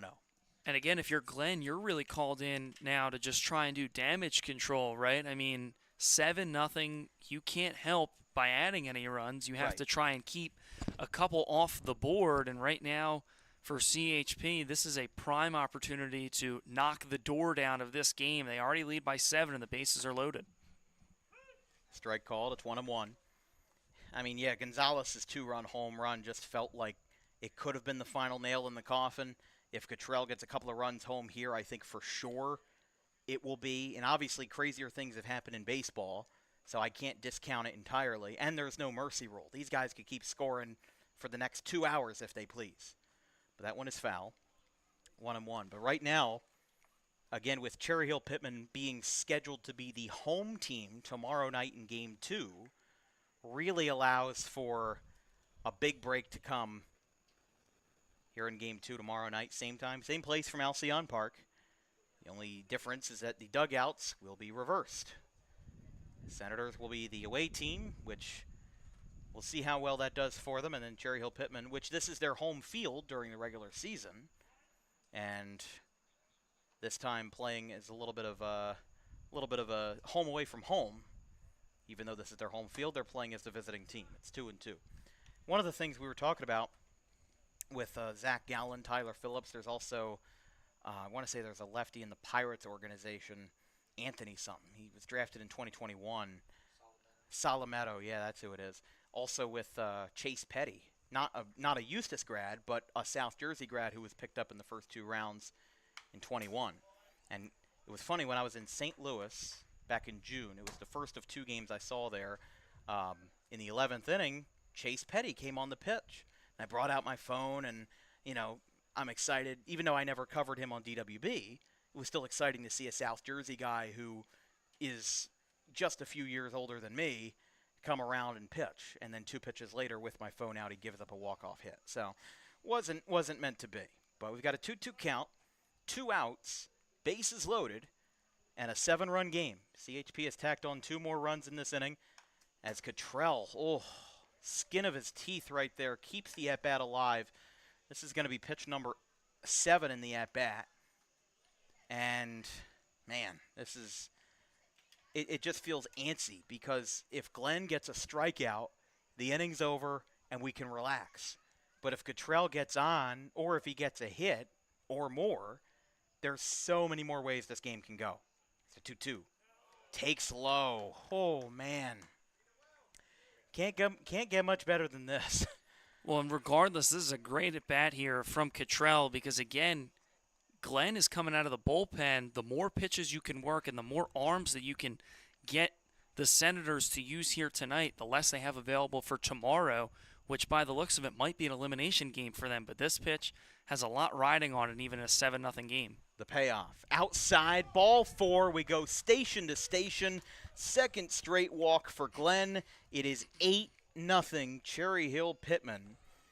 And almost unbelievable what we're seeing tonight in a Carter Cup game. It reminds me of that one World Series game from a couple of years ago that was like 15-0, and they brought in a position player to pitch. I think it was 2015. There was a World Series game that was like, 12-0, 13-0, and we're like, okay, well, this is kind of normal for regular season, but when you face the World Series, you've got the top players and the top teams facing off. It's a swing and a miss by Lesh at 1-1. And this is the second time tonight that Cherry Hill-Pitman has had 8 or more batters come up. This is batter number 9 in Luke Lesh. They batted 9 in the 3rd, which was the inning where they scored 5. Upstairs. I'm in disbelief. again, with Joey Ruffino, I can't dog on him too much. He's a great kid. He's somebody who puts a lot of passion into the game, but that was not his night. From what I've seen from him, that was most certainly a fluke. And the time for you to have a fluke night is in May, is in June. The worst time for you to have a fluke night is in Game 1 of the championship series, especially in a best of 3 where the margin of error really isn't there. Got a 2-2 count. Glenn looking to finally get out of the inning, and he does. 9 batters, 3 runs, a bases-loaded walk, and a pitching change, and the lid has been thrown out of this game. 8-0 Cherry Hill-Pitman, and Washington Township with a bit of slow applause, but a little bit of hope for the next 9 outs, even if it won't come to anything. We'll see what they have in store. Give credit where it's due, but we go to the bottom of the 5th. It's 8-0 CHP.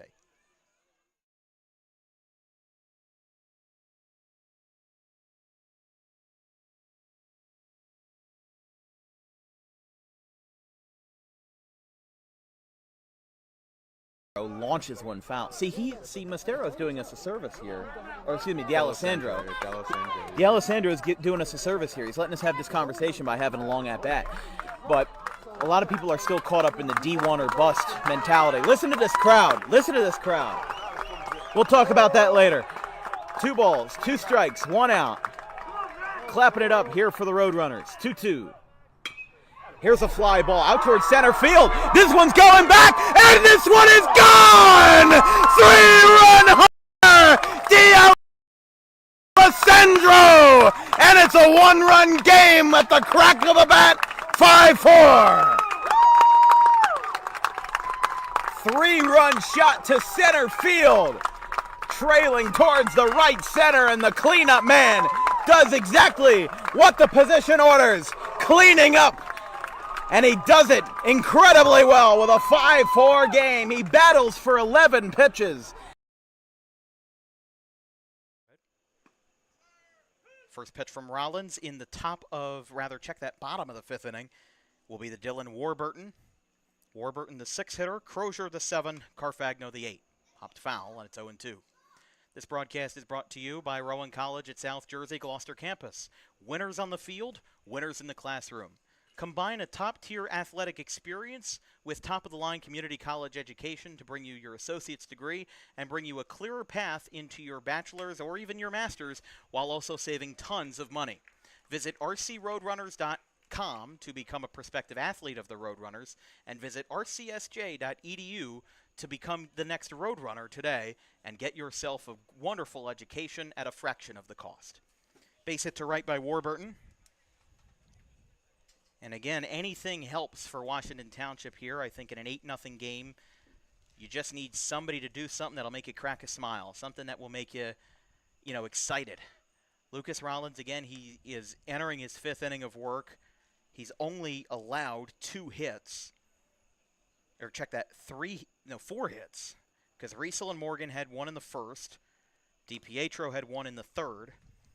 And Warburton adds on to the pile in the 5th. But again, the dilemma is you have an 8-0 deficit against you, and not to mention a very deflating 5th inning, which involved a pitching change and a bases-loaded walk, which might be the worst way to give up a run, because when you have a bases-loaded, hit or a sac fly, there's a little bit of excitement in it. A bases-loaded walk is just, oh, that happened. There's no emotion, there's no excitement. It's for the team that gives it up. It's probably the most deflating of them all. 2-1 count. Ooh, just off the plate that time. Looked outside to me. 3-1.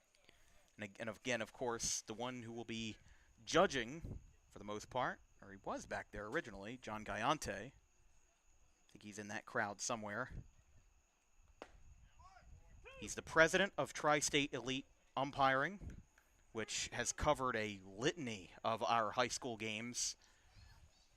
Tri-County has 2 umpiring organizations that operate within the league. Is that one? Oh, it got stuck. That one got stuck right there. We're going to need that guy on stilts from Banana Ball to come up and grab that one. Count's full. Well, when we talk about John Galante, I have to refer to him as Coach John. He was a former coach of mine with the South Jersey Rams. There's a ground ball off the glove of Gonzalez in the left center field. So we'll have back-to-back hits here. Kyle Crozier getting a little bit of something started here in the bottom of the 5th inning. But the Senators with a little bit of life here in the bottom of the 5th. And again, we talked about it earlier in this game when it was a 5-0 deficit. You're not going to have one swing that wins you the game or ties it back up. You're going to need the whole lineup to get involved and really get this momentum going in your way. And as the great Yogi Berra once said, it ain't over until it's over. They still have outs to play with, and they better make the most of these at-bats. Popped up foul off the bat of Carfagno, and it's 0-1. I mean, the best time to start a rally, if you have 9 outs remaining, the best time to start is now. Best time to start is when you have 9 outs on the board. Don't want to start an 8-0 rally when you're down to your last 3 outs in the bottom of the 7th inning. You might as well beat up on the starting pitcher a little bit here, and if you can get 1 or 2 more hits together, I wouldn't be surprised if there's action in the Cherry Hill bullpen, just to save Lucas Rollins a little bit of energy, because the presumption, it's not official, but good chance Chris Rollins tries to pitch tomorrow for the series win.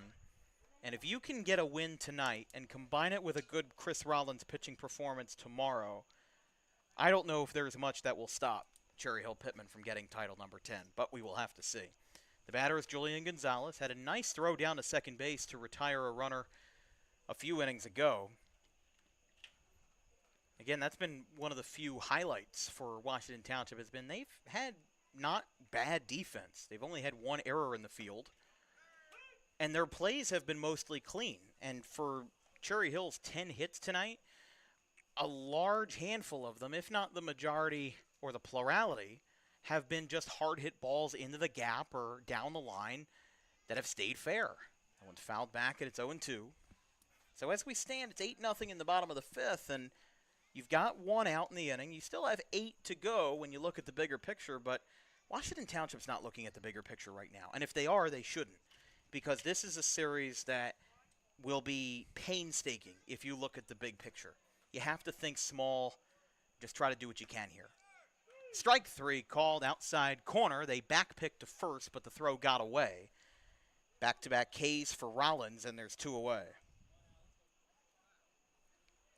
And again, you have to just try and take it at a bat at a time at this point. Again, you have to start a rally, and you can't look too far down the line. But if I'm the manager for Washington Township, if we can string together a couple runs here and force them to go to the bullpen, this is not a winner-take-all game. These teams will be right back here tomorrow. Same time, same place. And by the looks of it, right, 8-0, it's probably not going to go in your favor. But if you can get them to use more arms, that's less arms that they have available tomorrow. And if you can find a way to jump on what will be presumably Chris Rollins, who is year in and year out one of the best pitchers in this league. But if you can find a way to catch him on an off day, now they don't have the bullpen, a plethora of bullpen arms to go to, and they have to rely on Rollins. So there's some mind games and some strategy that even down 8-0 and put in a bad spot, if you can string together a couple runs, it not only helps you today, it might even help you tomorrow.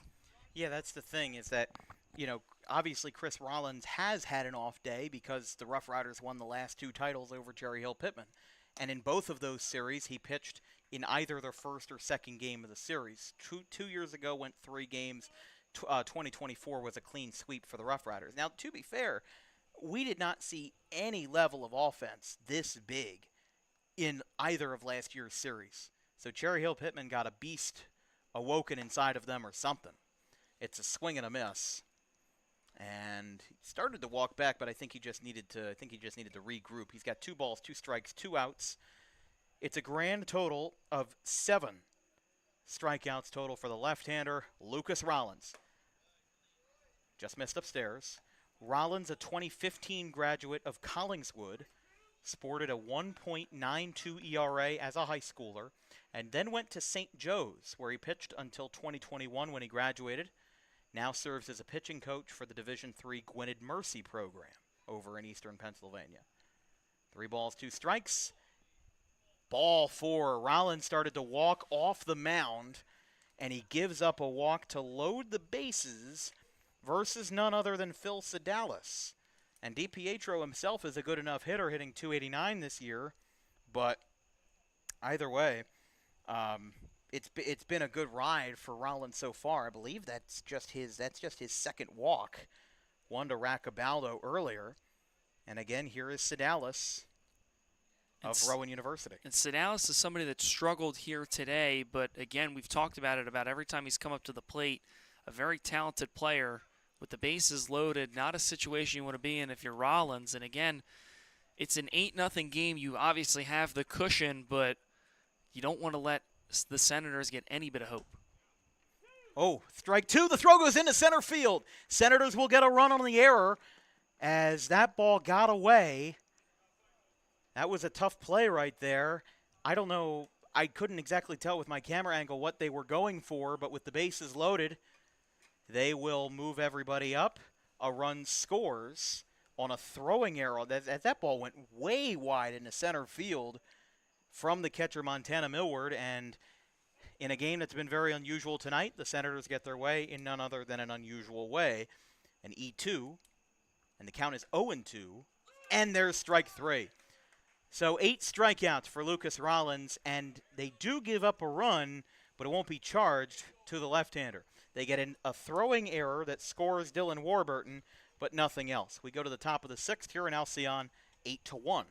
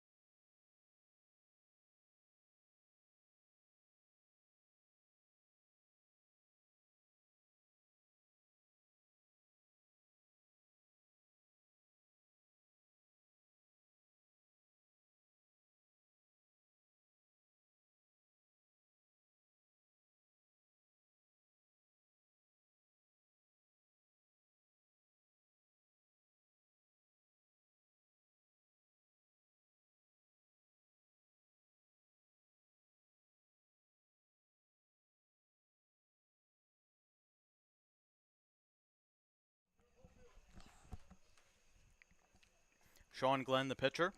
8-1 is the score. Washington Township, lo and behold, got their first run. That ball almost cleared Glenn on the hill. Cooper Root is the batter. Root, and then looks like Steven Massaro is on deck as a pinch hitter. As a ground ball, third base side. Oh, it's through the legs. Got a 5-hole split there. Now that ball stops in left field. Left fielder with a janitor throw down, not in time. That's going to be a 2-base error against the third baseman, Kyle Crozier. And Jerry Hill-Pitman starts off the 6th inning in a positive tone with 2 bases. Well, again, things get a little better for the Senators. They get a run. They start to try and claw back a little bit. Now just 7 runs, and when they head back into the field, now an error over at third base, and an impressive throw from the left fielder. I mean, he was going backwards off of 1 foot as he threw that ball. Right. And he fired a strike over to second base, but to no avail. Runner's still safe, and just like that, nobody out and a runner in scoring position for the leading CHP team as they're already up by 7 and looking to try and make it an 8-run ball game yet again. So here is Steven Massaro.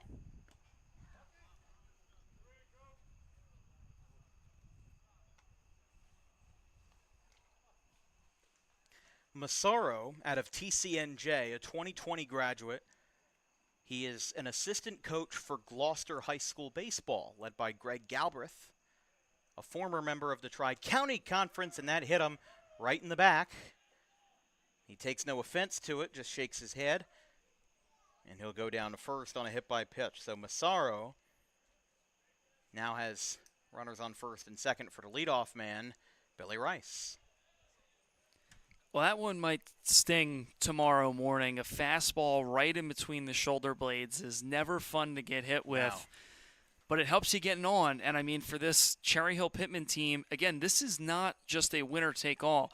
If you can demoralize your opponent in Game 1 and make them really not want to show up for Game 2 tomorrow, I mean, that's certainly a way to go about it. And they're trying to make this, again, we talked about it earlier, it was 8-0 at one point. They're trying to make it an 8-run ball game yet again with 2 runners on and nobody out. A good opportunity to do that with Billy Rice, the leadoff man. He's reached base all 3 times and in 3 different ways. A walk, a fielder's choice, and a single. Now gets this through the shortstop slot. 6-4. Can't get the third that time. It's a fielder's choice. So he reaches base for the 4th straight time. And that will move the runners over. So that will be a 6-4 fielder's choice. The out is recorded at second for the first out. So Massaro is retired, and he might enjoy that considering that he was drilled in the shoulder blade just a few minutes ago. But adding insult to injury for Massaro, that's his first at-bat of the night because he came in as a pinch hitter. Imagine you come up, you're excited to get a hit in the, to get a chance to hit in the finals, and then 3 pitches into your first at-bat, you get drilled. So I'm sure it's not a good feeling. It's never a good feeling to get hit, especially with a guy who throws hard like Sean Glenn. You were talking about being Legion teammates with him and knowing how hard those kids throw because you were a former catcher. Now, you told me before a little ditty about DJ Giuliano, the left-hander. No, he's a right-hander. I'm sorry, righty. But I'm thinking of somebody he else. is on this Senators team. Correct. And I've caught a fair amount. Julian Gonzalez was actually the catcher behind the plate tonight. There's a ground ball, third base side. That's going to be off the glove. Crozier with more trouble. He airmails the first baseman. It's off of the inner wall. Down to third goes Rice. He kind of came up a little gingerly that time, but I think he's okay. Crozier has committed his 2nd error of the game. Township's 3rd total. And it scores a run to now make it 9-1. So Root comes in without opposition. I think he would have scored anyway. Now it's Rice at 3rd and a 1-base error, again attributed to Crozier. Puts runners on the corners here. Throwing the ball around the infield never makes anything better. And you see right there, things go from bad to worse. You bobble the ball, and instead of just eating it over at third base, a wide throw over the head of the first baseman allows for a run to come in to score, and Billy Rice to get an extra base. Gonzalez is he's just gonna get in the second. They're not gonna fight it. They're not gonna fight it. They're just gonna let him go. I'm surprised that he would go, but in an 8-run game, well, get every base that you can. A little delayed steal right there from Gonzalez. Different than a straight steal, you see a couple shuffles to fool with the catcher, and then he takes off. But Julian Gonzalez behind the plate, not biting, indifferent to the steal attempt there. But as we were talking about earlier, Julian Gonzalez was a teammate of mine 2 years ago. He would primarily start for good reasons. There's a reason he's on the field tonight, and I'm up here in the press box. But when catching DJ Giuliano, so Julian Gonzalez had already left. Right. And my catcher's mitt was not in the most pristine condition. He had just left for the day? He had left for the day. He had something else to attend to. I'm not sure if it was a workout, graduation party, because, again, by this time they had all just graduated high school. And so he had left because he wasn't going to be there for Game 2. And my catcher's mitt broke. In fact, DJ Giuliano threw a ball straight through the webbing of my catcher's mitt that went right to the backstop. And so our coach at the time, Coach Scott Hamel, came over and he asked, did that ball go through your glove? And I said, yes, it did. And we had to figure out something to do. So for the time being, nobody else had a catcher's mitt. So I used the first baseman's glove to catch. And if you know anything about DJ Giuliano, he throws hard. He does not throw soft. We were at Kingsway, which has a mound that's elevated, so he probably got an extra mile per hour or two on his fastball. And I caught the rest of that inning. That ball's floated into right field. It's a fair ball down the line off the bat of Millward. 1 run comes in, 2 runs will score. Gonzalez and Rice toe-to-toe. That's going to be an RBI double. 2-run double down the right field line as goes from bad to worse tonight for the Senators. That is now a 10-run game. It is 11-1. Okendo will run at second. And this is, again, feels very much like an anomaly for Tri-County playoff games. We've seen a lot of very close ones over the years. This feels like the first one to not be that way. But we have a right-hander coming in relief of Glenn. It's a 10-run game. Can't remember the last time a team scored double digits in the Carter Cup. But with that said, it's 11-1, top of the 6th. Nobody out. We'll be right back.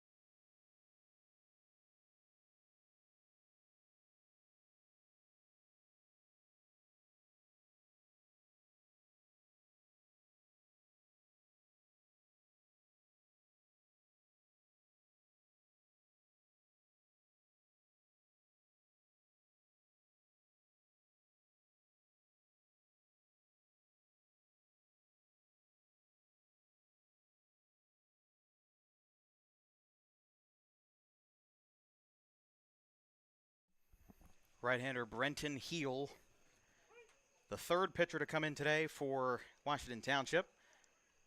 The product again of Rutgers Camden. Popped up foul off the bat of Lay, who had a 2-run single in the third and is 2 for 3 today. Heel, flat 0 ERA in 6 innings, 5 walks, 7 Ks, 0.053 on base against, and a flat whip of 1. Away 2-0. So you were talking about Giuliano had a ball go straight through your catcher's mitt. It did. It went right through the mitt, and my coach, Scott Hamel, he came out and he said, "That ball go through your glove?" And I said, "Yes, it did." So we had to call time, and we had to figure out what to do. Because, again, the catcher tonight, Julian Gonzalez, was my teammate. And he had already left, so I couldn't just use his mitt. Nobody else has a catcher's mitt, and so we sat there and we said, the best thing that we can do for you right now is a first base mitt. And somebody's dad ran to their house, like, during the game, so I only had to use the first base mitt for some time. But, again, Giuliano throws hard. The first base mitt has no padding compared to a catcher's mitt. It's got to hurt. And so after that half inning, thankfully it was pretty quick, my coach came up to me and he said, "How you feeling?" And I said, "Well, my hand's a little sore, but I've been better." And he said, "Well, that's kind of your fault, isn't it?" And I said, I guess you're right. Like, my mitt did kind of break on me. Yeah, but it's not your fault that it broke. He threw hard. Well, it wasn't even that. My mitt was not in the greatest of conditions anyways.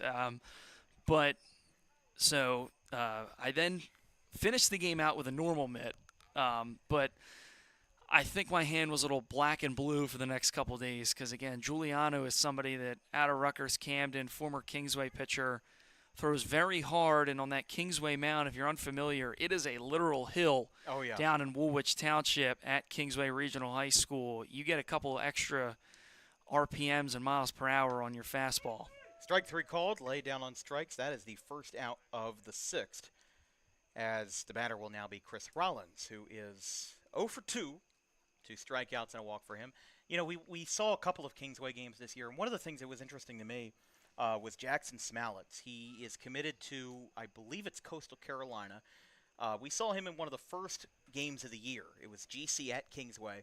He touched 93 at Kingsway. And then we saw him again at Gloucester Catholic, and he was sitting 90-91.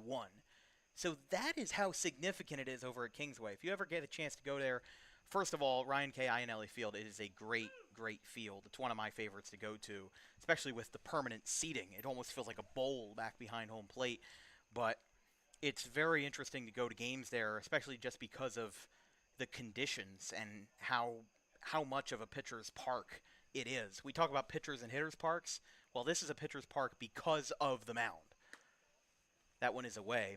And not only that, a pitcher throwing from higher up physically, if you have a straight down delivery of your arm motion, you're going to get a better advantage because you can drive that ball down and really be able to hammer the ball a little bit more accurately in the zone.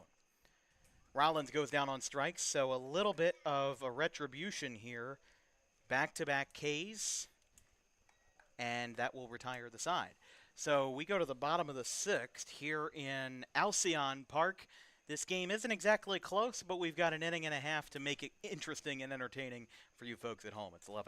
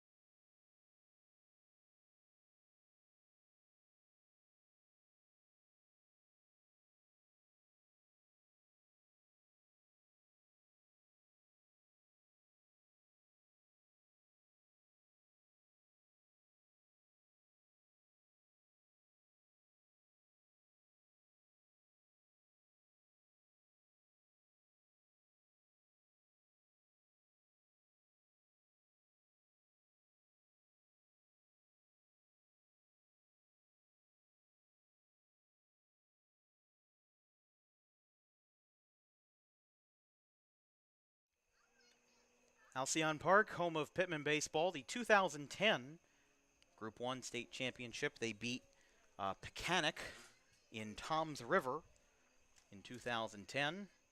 Back before the NJ state championships were hosted at Veterans Park in Hamilton to make it closer for North and South teams to meet equidistant to each other. It was in Toms River. Of course, Pitman led by John Hopley. But I love going to this field. I've been here for so many different events. High school ball, seen some Diamond Classic games here. Obviously, the Diamond Classic final is held here. Here's a fly ball, straightaway center. Rice comes in without issue and grabs it to retire the batter. Riesel, one away. So Jason Morgan will be next with one down. But I've seen Diamond Classic games here. I've seen American Legion championships here, Summer League games, youth games. There's always a little bit of everything, not to mention the field to our right hosts Pitman Soccer, and then the fields behind us and to our left host Pitman Little League and Pitman Softball, respectively. So that's what I love about this place. I was walking around here on, I want to say Saturday or Sunday, and I was just taking in the view because this field is so well kept. Even when there's not a game here, the Millward family and the folks who take care of Pitman Public Works do an amazing job. These trails that act as sidewalks, just take them and, make a left turn. Go into the woods. Go right down the Betty Lake. to your left, or at least a little bit further back. But there's so much to love here, and Pitman's 2 square miles. You know, ever since I've been kind of living in the area for a little while now, it's so beautiful being able to be here. This is where it all happens. This is where the high school baseball games happen. This is where the high school softball and soccer games happen. Because if you know Pitman, there's not a lot of room anywhere else. Their football games are played at Davis Field, which is at the middle school. And, of course, basketball, that's a small gym in there. It's a wonderful gym, but it's a small one. And strike 3. Morgan down on strikes, and there's 2 away here in the bottom of the 6th for Rich Roccabaldo. Well, and it's somebody that has played on this field. I've played on this field probably since the time I was 14 years old, between club ball, American Legion, and high school ball. It's one of the nicer fields that I've played on, and for the fact that not only is it very, very well maintained, but the fact that, I mean, it's got a nice view to it too. It's a ground ball fielded easily by Massaro, who lifts a lollipop to first base to end the inning. 1-2-3 for Lucas Rollins. He's got 6 innings under his belt, and he gives a nice little bro hug to his catcher there as the inning concludes. That might be the end of his night, but we've got an 11-1 ball game going to the 7th here at Alcyon Park.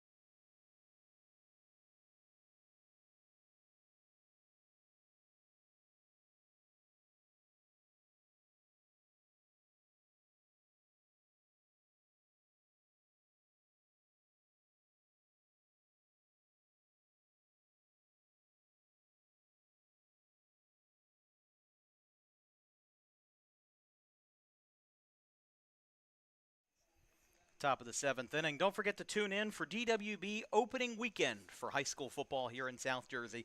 We open up on Thursday, August 28th, with a matchup in South Jersey Group 4 between the Cumberland Colts and the Clearview Pioneers at 7 p.m. Then we have a doubleheader on Friday, August 29th.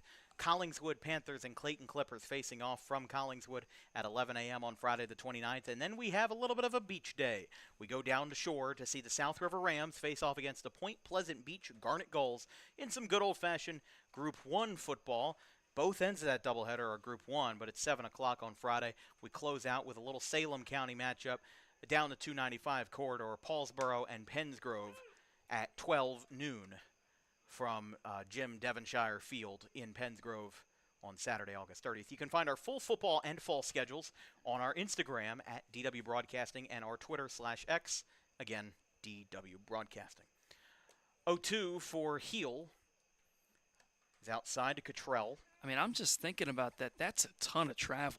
I mean, to go from Point Pleasant one day down to Salem County the next, and everywhere else in between. I mean, that's a whole lot of travel. And that's just the first weekend, or the first weekend of high school football. Think about week 1. We have Thursday night at Washington Township versus Pennsauken. And then Friday night we go over to Manchester Township in the Shore Conference. So I'm very excited about this football schedule, mostly because it's very diverse. We've got big schools. We've got small schools. We've got non-publics. I'm excited to represent, kind of everybody. Like, somebody came up with, I can't remember who it was, but somebody came up with the phrase "the people's broadcaster" a few months ago, and I've kind of been like privately riding with it because I think about it in the sense that we have wonderful people on this crew who range from college graduates. Oh, that ball smoked right center field. It'll stay up for the right fielder, Warburton, or rather Adamski. There's 2 outs in the top of the 7th, but What I'm saying is that we have guys who are, graduates of universities and people that are in college all the way down to high school freshmen, people that are just getting their feet wet in the world of sports broadcasting, and we are making.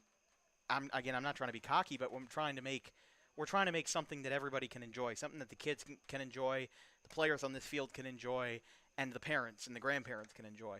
One of the things that I've said before is that if you try to teach an 80-year-old person in Colorado how to work the Game Changer app, it's not going to be that understandable. But if you can teach them how to load up a YouTube video, they don't have to press any buttons. They don't have to pay anything. It's free to watch. And that's what I love. I love the fact that we can service anybody around here and be something that people can rely on and bring a good product to the home plate or to the home every single night, and I love that. Here's the 0-2 outside, or rather 1-2 with outside. Count is 2-2 now. 1-2 so far in the inning. Cottrell struck out. Lesh lined out to right. Now Cooper Root is the batter. 2-2. Slider reaches out in front of it and grounds it to second. Throw to first is in time and the inning is over. So that is the last swing for Cherry Hill-Pitman, unless Washington Township has a lot, and I mean a lot, up their sleeve. They trail by 10 runs here in Game 1 of the Carter Cup Final. It's 11-1.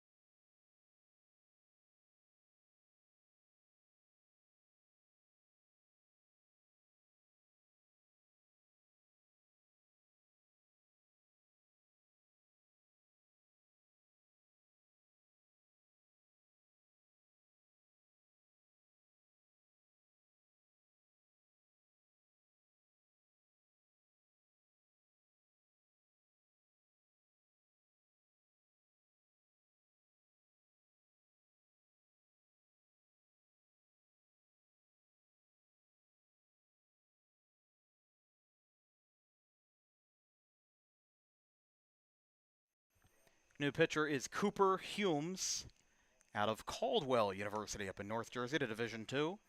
Misses away. Humes this season, 10 innings at 2.1 ERA, 3 earned runs, 3 walks, 8 Ks, and 1 save. 0.80 whip. First batter he faces is Shane Adamski in the bottom of the 7th inning. This game definitely did not turn out how we expected it to be. Cherry Hill-Pitman put up 5 runs in the 3rd inning to open up the scoring, added on 3 more in the 5th, and then added 3 more in the 6th. Counts 2-1 to Adamski. Adamski, Warburton, and Crozier. Humes, fastball inside, 3-1. And this is a pretty easy relief appearance. I mean, 10-run cushion. It's not something that relievers are totally used to coming into games where it's not action-packed, pressure-packed. There's a ground ball out to second. Throw by Massaro to first is in time. 1 away. Lucas Rollins ends his day with 8 strikeouts. He gives up a total of 4 hits, has 1 error in the field, and is responsible for 2 walks all told. So, I mean, to be fair, we could give him the player of the game honors. I think personally it's going to go to Adrian Gonzalez just because of how important he was at making sure that this game was, I mean, that 2-run home run, that settled things. Chopper, first base side. Oh, look at this play. Throw to first. How do you do? What a play by Cooper Humes. Even in a 10-run game, underhand flip from beyond the first base foul line for the second out of the inning. He wipes the sweat off his cap, and deservedly so. Almost a tip of the cap to himself. What a play that time. 2 down. I mean, pitchers sometimes get a bad rap for being unathletic, but Humes right there showing pitchers are athletes too. I mean, that was a crazy play coming off the mound, a cross-body throw where he's almost off of 1 foot with that underhanded flip, and he still gets the man out, and he's trying to keep himself with a clean slate here in relief. Now 2 gone, and CHP just 1 out away from a resounding Game 1 victory. Well, he's only given up 5 hits in 10 innings this year, and there might be a reason why, because he goes all out for plays like that. Here's a 1-1 from Humes. Fastball outside and a little bit low. 2-1. So again, same time tomorrow, same place, same teams, just different dugouts. 7 p.m. tomorrow night for Game 2 of the 2025 Carter Cup. There's a strike called. First memorialized, as we mentioned in the beginning of the broadcast, to Harry Carter, the longtime manager of Winona, who managed amateur teams for 47 years. Here's the 2-2. Tapper foul, and we stay alive. But Cherry Hill-Pitman, they've been waiting to break this glass ceiling. They've made 3 straight appearances in the Carter Cup. And again, their last championship was before COVID. And now the 2-strike pitch, grounded foul again. Their last was in 2019. They won again in 2013 and 2011. And again, had several other championships under different names. Their first in 1963. 2-2. Ground ball off the glove of Humes, but he's used to it. He's used to being athletic, and that's a Game 1 win. 2 ground balls back to the pitcher, and Cooper Humes ends the game on his own volition, as a ground ball that took a lot of effort for him to grab was the second out, and now one that ricochets off his glove. An easy undertoss to first is out number 3.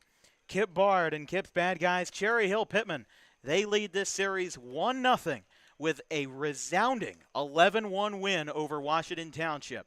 Township came in as the best team in the regular season, and now we're all kind of questioning ourselves a little bit here after a 5-run outburst in the 3rd and 6 more runs added across the 5th and 6th inning to seal this one up.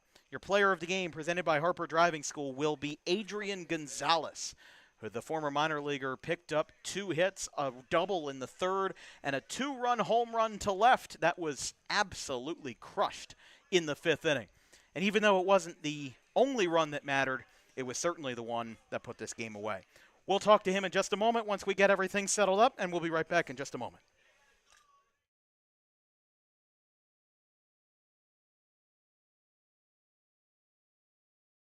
And Argabright with a full count. Outfielders in communication for the Quakers. Everyone's looking around in a tie game, bottom of the 6th. The 3-2 payoff. Ground ball. It's going to get over the head of Tolbert into left field. That's a base hit. 2-run score. Argabright delivers when asked. 5-3. Alex Argabright has given the Golden Eagles a 5-3 lead in the bottom of the 6th inning.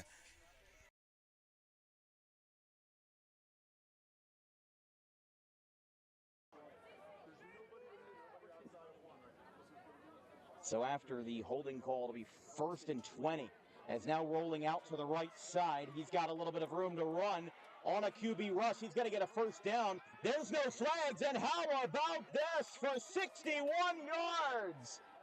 Anthony Gaetano with a QB rush that works to perfection. He hugs the sideline, and Anthony Gaetano gets the scoring started for the Red Hawks at 7-6.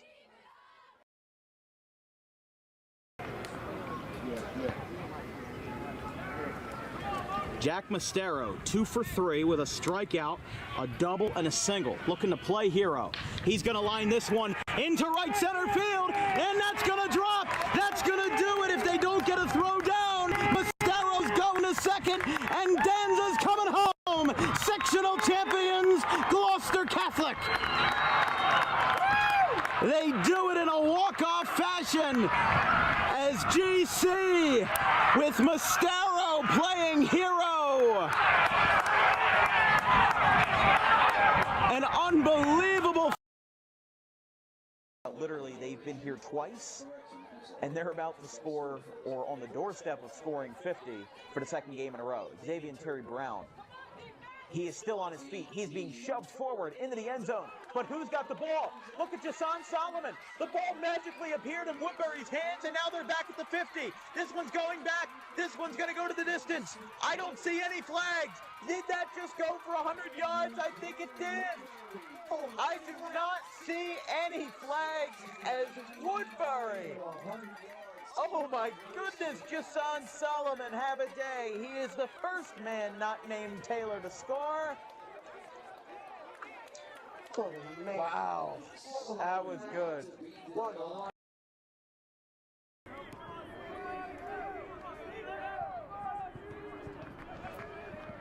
Ryan Nutley, who has 3 RBIs so far, is up on deck as here's a fly ball to center field, going back to the wall. It is gone! 3-run home run, Steve Schaefer. He rockets one out, and it's 9-2.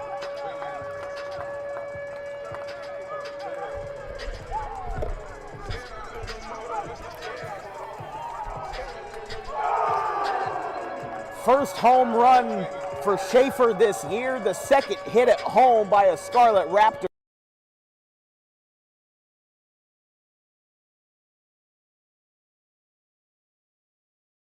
He's donning the number 34 and the shortstop for this one. First pitch. There's a line drive into center field. That one is going to drop, and it's going to go to the outfield wall. 1 run will score. Spence is going to make a huge arc around third. She will score to make it 3-0. And here comes the runner to score. It's an inside the park home run for Ella Hayes to make it a 4-0 game, a 3-run inside the Parker to the 2. It will be inbounded by Pat Monahan. Oh, the ball gets away. Who's going to have it?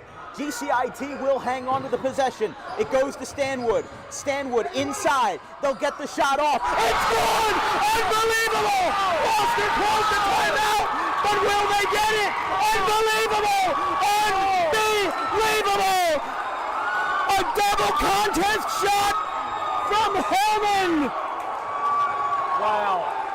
Ryan James wanted the timeout, but did they get it in time?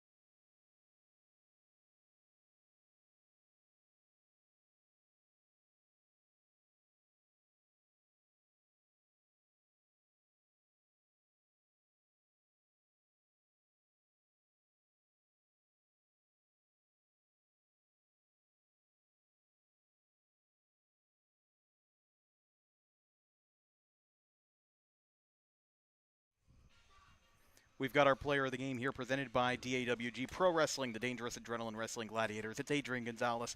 3 RBIs for you, including a 2-run home run to left in the top of the 5th inning. What a night it was for you, and now you're up 1-0 in the series. How'd you feel out there today? Felt great. You know, not the first time we've been here. We've been here quite a lot, and you know, we know what to expect. We know the kind of baseball we have to play, and you know, if we play the baseball that we know we can, you know, good things happen. Yeah, I mean, listen, this was an odd game to start, scoreless for the first 2, and then 5-run outburst in the 3rd, and then 3 more runs in the 5th, 3 more runs in the 6th, and you helped pile on with that again. A smoked ball to left center, and then had an RBI double before that for 3 RBIs total in the day. But your 3 makes up a total of 11 runs for CHP tonight. This was a total team effort. 12 hits, 11 runs. It's not easy to do this in the Carter Cup against one of the best pitchers that we've seen. You guys hit him really well. Was it just a good night for you guys? Is that how it was? Well, yeah, you do a good job of filming teams, and one thing that we do is we watch some games also and see how pitchers pitch. So, not just pitchers, we watch hitters too, and this is our passion. We love to do it, and it's just something. He's really good pitcher, Ruffino out there. We just knew we had to hit him around, put the ball in play, and again make things happen. It's not easy going into a series where the top 3 pitchers the top 3 Senators pitchers are the top 3 leaders in ERA in this league. Number 4, none other than Chris Rollins. Good chance if he's going to hit the bump tomorrow night that we will see a very good game 2 in this series. But, Adrian, this field means so much to everybody. This is where the Carter Cup is held. This is where you guys play your home games. The first 2 years weren't as kind, 23 and 24. Now you guys are back with a vengeance in 2025 with a different opponent. How do you and your team feel going into tomorrow? Oh, we feel great. Again, if we can play our baseball, put the ball in play and, play good defense behind Chris. Chris is going to go out there and pound the zone, and everything will take care of itself. So we just got to get out there and play bad guy baseball, as we call it. We'll see you guys same time tomorrow. Adrian, thank you very much. We're going to close with our little DWB tradition. We'll have you sign the bottom of the scorecard. Again, this is a lot easier than going all the way out to right center field as we normally do at Alcyon Park. But, Adrian, thank you very much. There you go. 3 RBIs, including a 2-run home run today. Thank you. Best of luck tomorrow. Thank you, guys. You guys do a great job, man. Thank you so much. Thank you. Thank you, brother. All right, that will be all for us tonight on Dan Wilkins Broadcasting. It was a fun night, all things considered. Even though the game got a little bit out of hand, it wasn't that bad for what it's worth. I mean, we've seen games in the Tri-County League where teams are putting up 15 to 20 runs sometimes, and in the high school level, we see it a lot as well. There is something refreshing about a nice summer night where we don't have to worry too much. And right now, Hill-Pitman, they don't have to worry too much. Maybe the Senators have a vengeance tomorrow, but they are firmly in the driver's seat going into Game 2. Well, absolutely. I mean, you win and score 11 runs in a victory, 5 runs in that 3rd inning, and then what ultimately felt like the dagger with that home run from our player of the game, Adrian Gonzalez. That ball was smoked out to left field over there, and I mean, what a win. And the fact that, again, this is not a Game 1 winner takes all. You have to come back out tomorrow. So for CHP, it feels great to be in the driver's seat and not right now on the brink of elimination, but they still have to show up and put away the Washington Senators, who this year have been arguably the best team in the league. They've got 3 great pitchers they can go to. They went to one of them tonight. He didn't have his best stuff. That means they still got 2 more guys in a loaded bullpen of different arms, and you have to presume that CHP will throw out Chris Rollins. So in what could be a winner-go-home game for the Senators tomorrow, they're going to play and have to bring their A game against CHP and against Chris Rollins, who will certainly bring his tomorrow night. Yeah, I mean, we saw Chris Rollins in the semifinals. It was a dominant performance, 7-0. I believe it was 8-0 to win Game 2 of that semifinal series and bring us to where we are now. The Senators clinched and the Grizzlies clinched on the same night. This playoff bracket this year has been odd. We saw 3 play-in games. Only one of them went 3 games. All quarterfinal series swept. All semifinal series swept. The trends are saying that Hill-Pitman wins tomorrow, but as you said, they have Eric Cartafalsa. They have Mark Scarpa. They have so many other options that they have where I can't really count them out. Tonight's 11 runs partially could be attributed to a fluke night by Joey Ruffino, who, again, gave up 1 earned run in the regular season, and 7 days ago on that very hill threw a no-hitter striking out 10. I don't know what changed between last week and today, but something obviously changed, and I think for Joey Ruffino, this is something that it's obviously a blemish for him, but for Washington Township, it just adds the fuel to the fire. If you're John DiPietro, let's come back stronger. Let's catch them off guard tomorrow because Hill-Pitman will most certainly be feeling themselves, feeling good going into tomorrow. As you said with Adrian Gonzalez, or as we talked with him, his team feels confident. They feel very confident. The last 2 years that they made the Carter Cup, they didn't win much. They went 1-3 versus the Rough Riders across the 2 years. this is the first time in a long time that they are in the driver's seat. Well, and they should feel confident. I mean, to beat a team like they did here tonight would give you a vote of confidence if you're CHP, but you still have to show up tomorrow. And for the Senators, they got beat really badly tonight, and they didn't have their best stuff at all. But the great thing is that tomorrow is a new day, and the score starts at 0-0. They get to play a fresh new ball game where tomorrow their backs are against the wall for sure, and they are down in this series, but they're not out of it yet, and they can force a Game 3, which would be a winner-take-all, but they'll have to have their best stuff tomorrow against Chris Rollins and that CHP team, which is on a high right now after a big win. And we'll have to see how that fares out for them tomorrow. That'll be all for us tonight here on Dan Wilkins Broadcasting. From our entire crew, our social media coordinator, Haley Mejia, our graphics crew, Gavin Van Rel, Caleb Lane, and Carson Rosso, my producer off camera to my left, Colin Morris, my color commentator, Jake Clark. I'm Dan Wilkins. We'll see you same time, same place tomorrow. Alcyon Park, 7 p.m. for what could be our last game of the summer. It's the Washington Township Senators 1, Cherry Hill-Pitman 11. Have a good one, folks.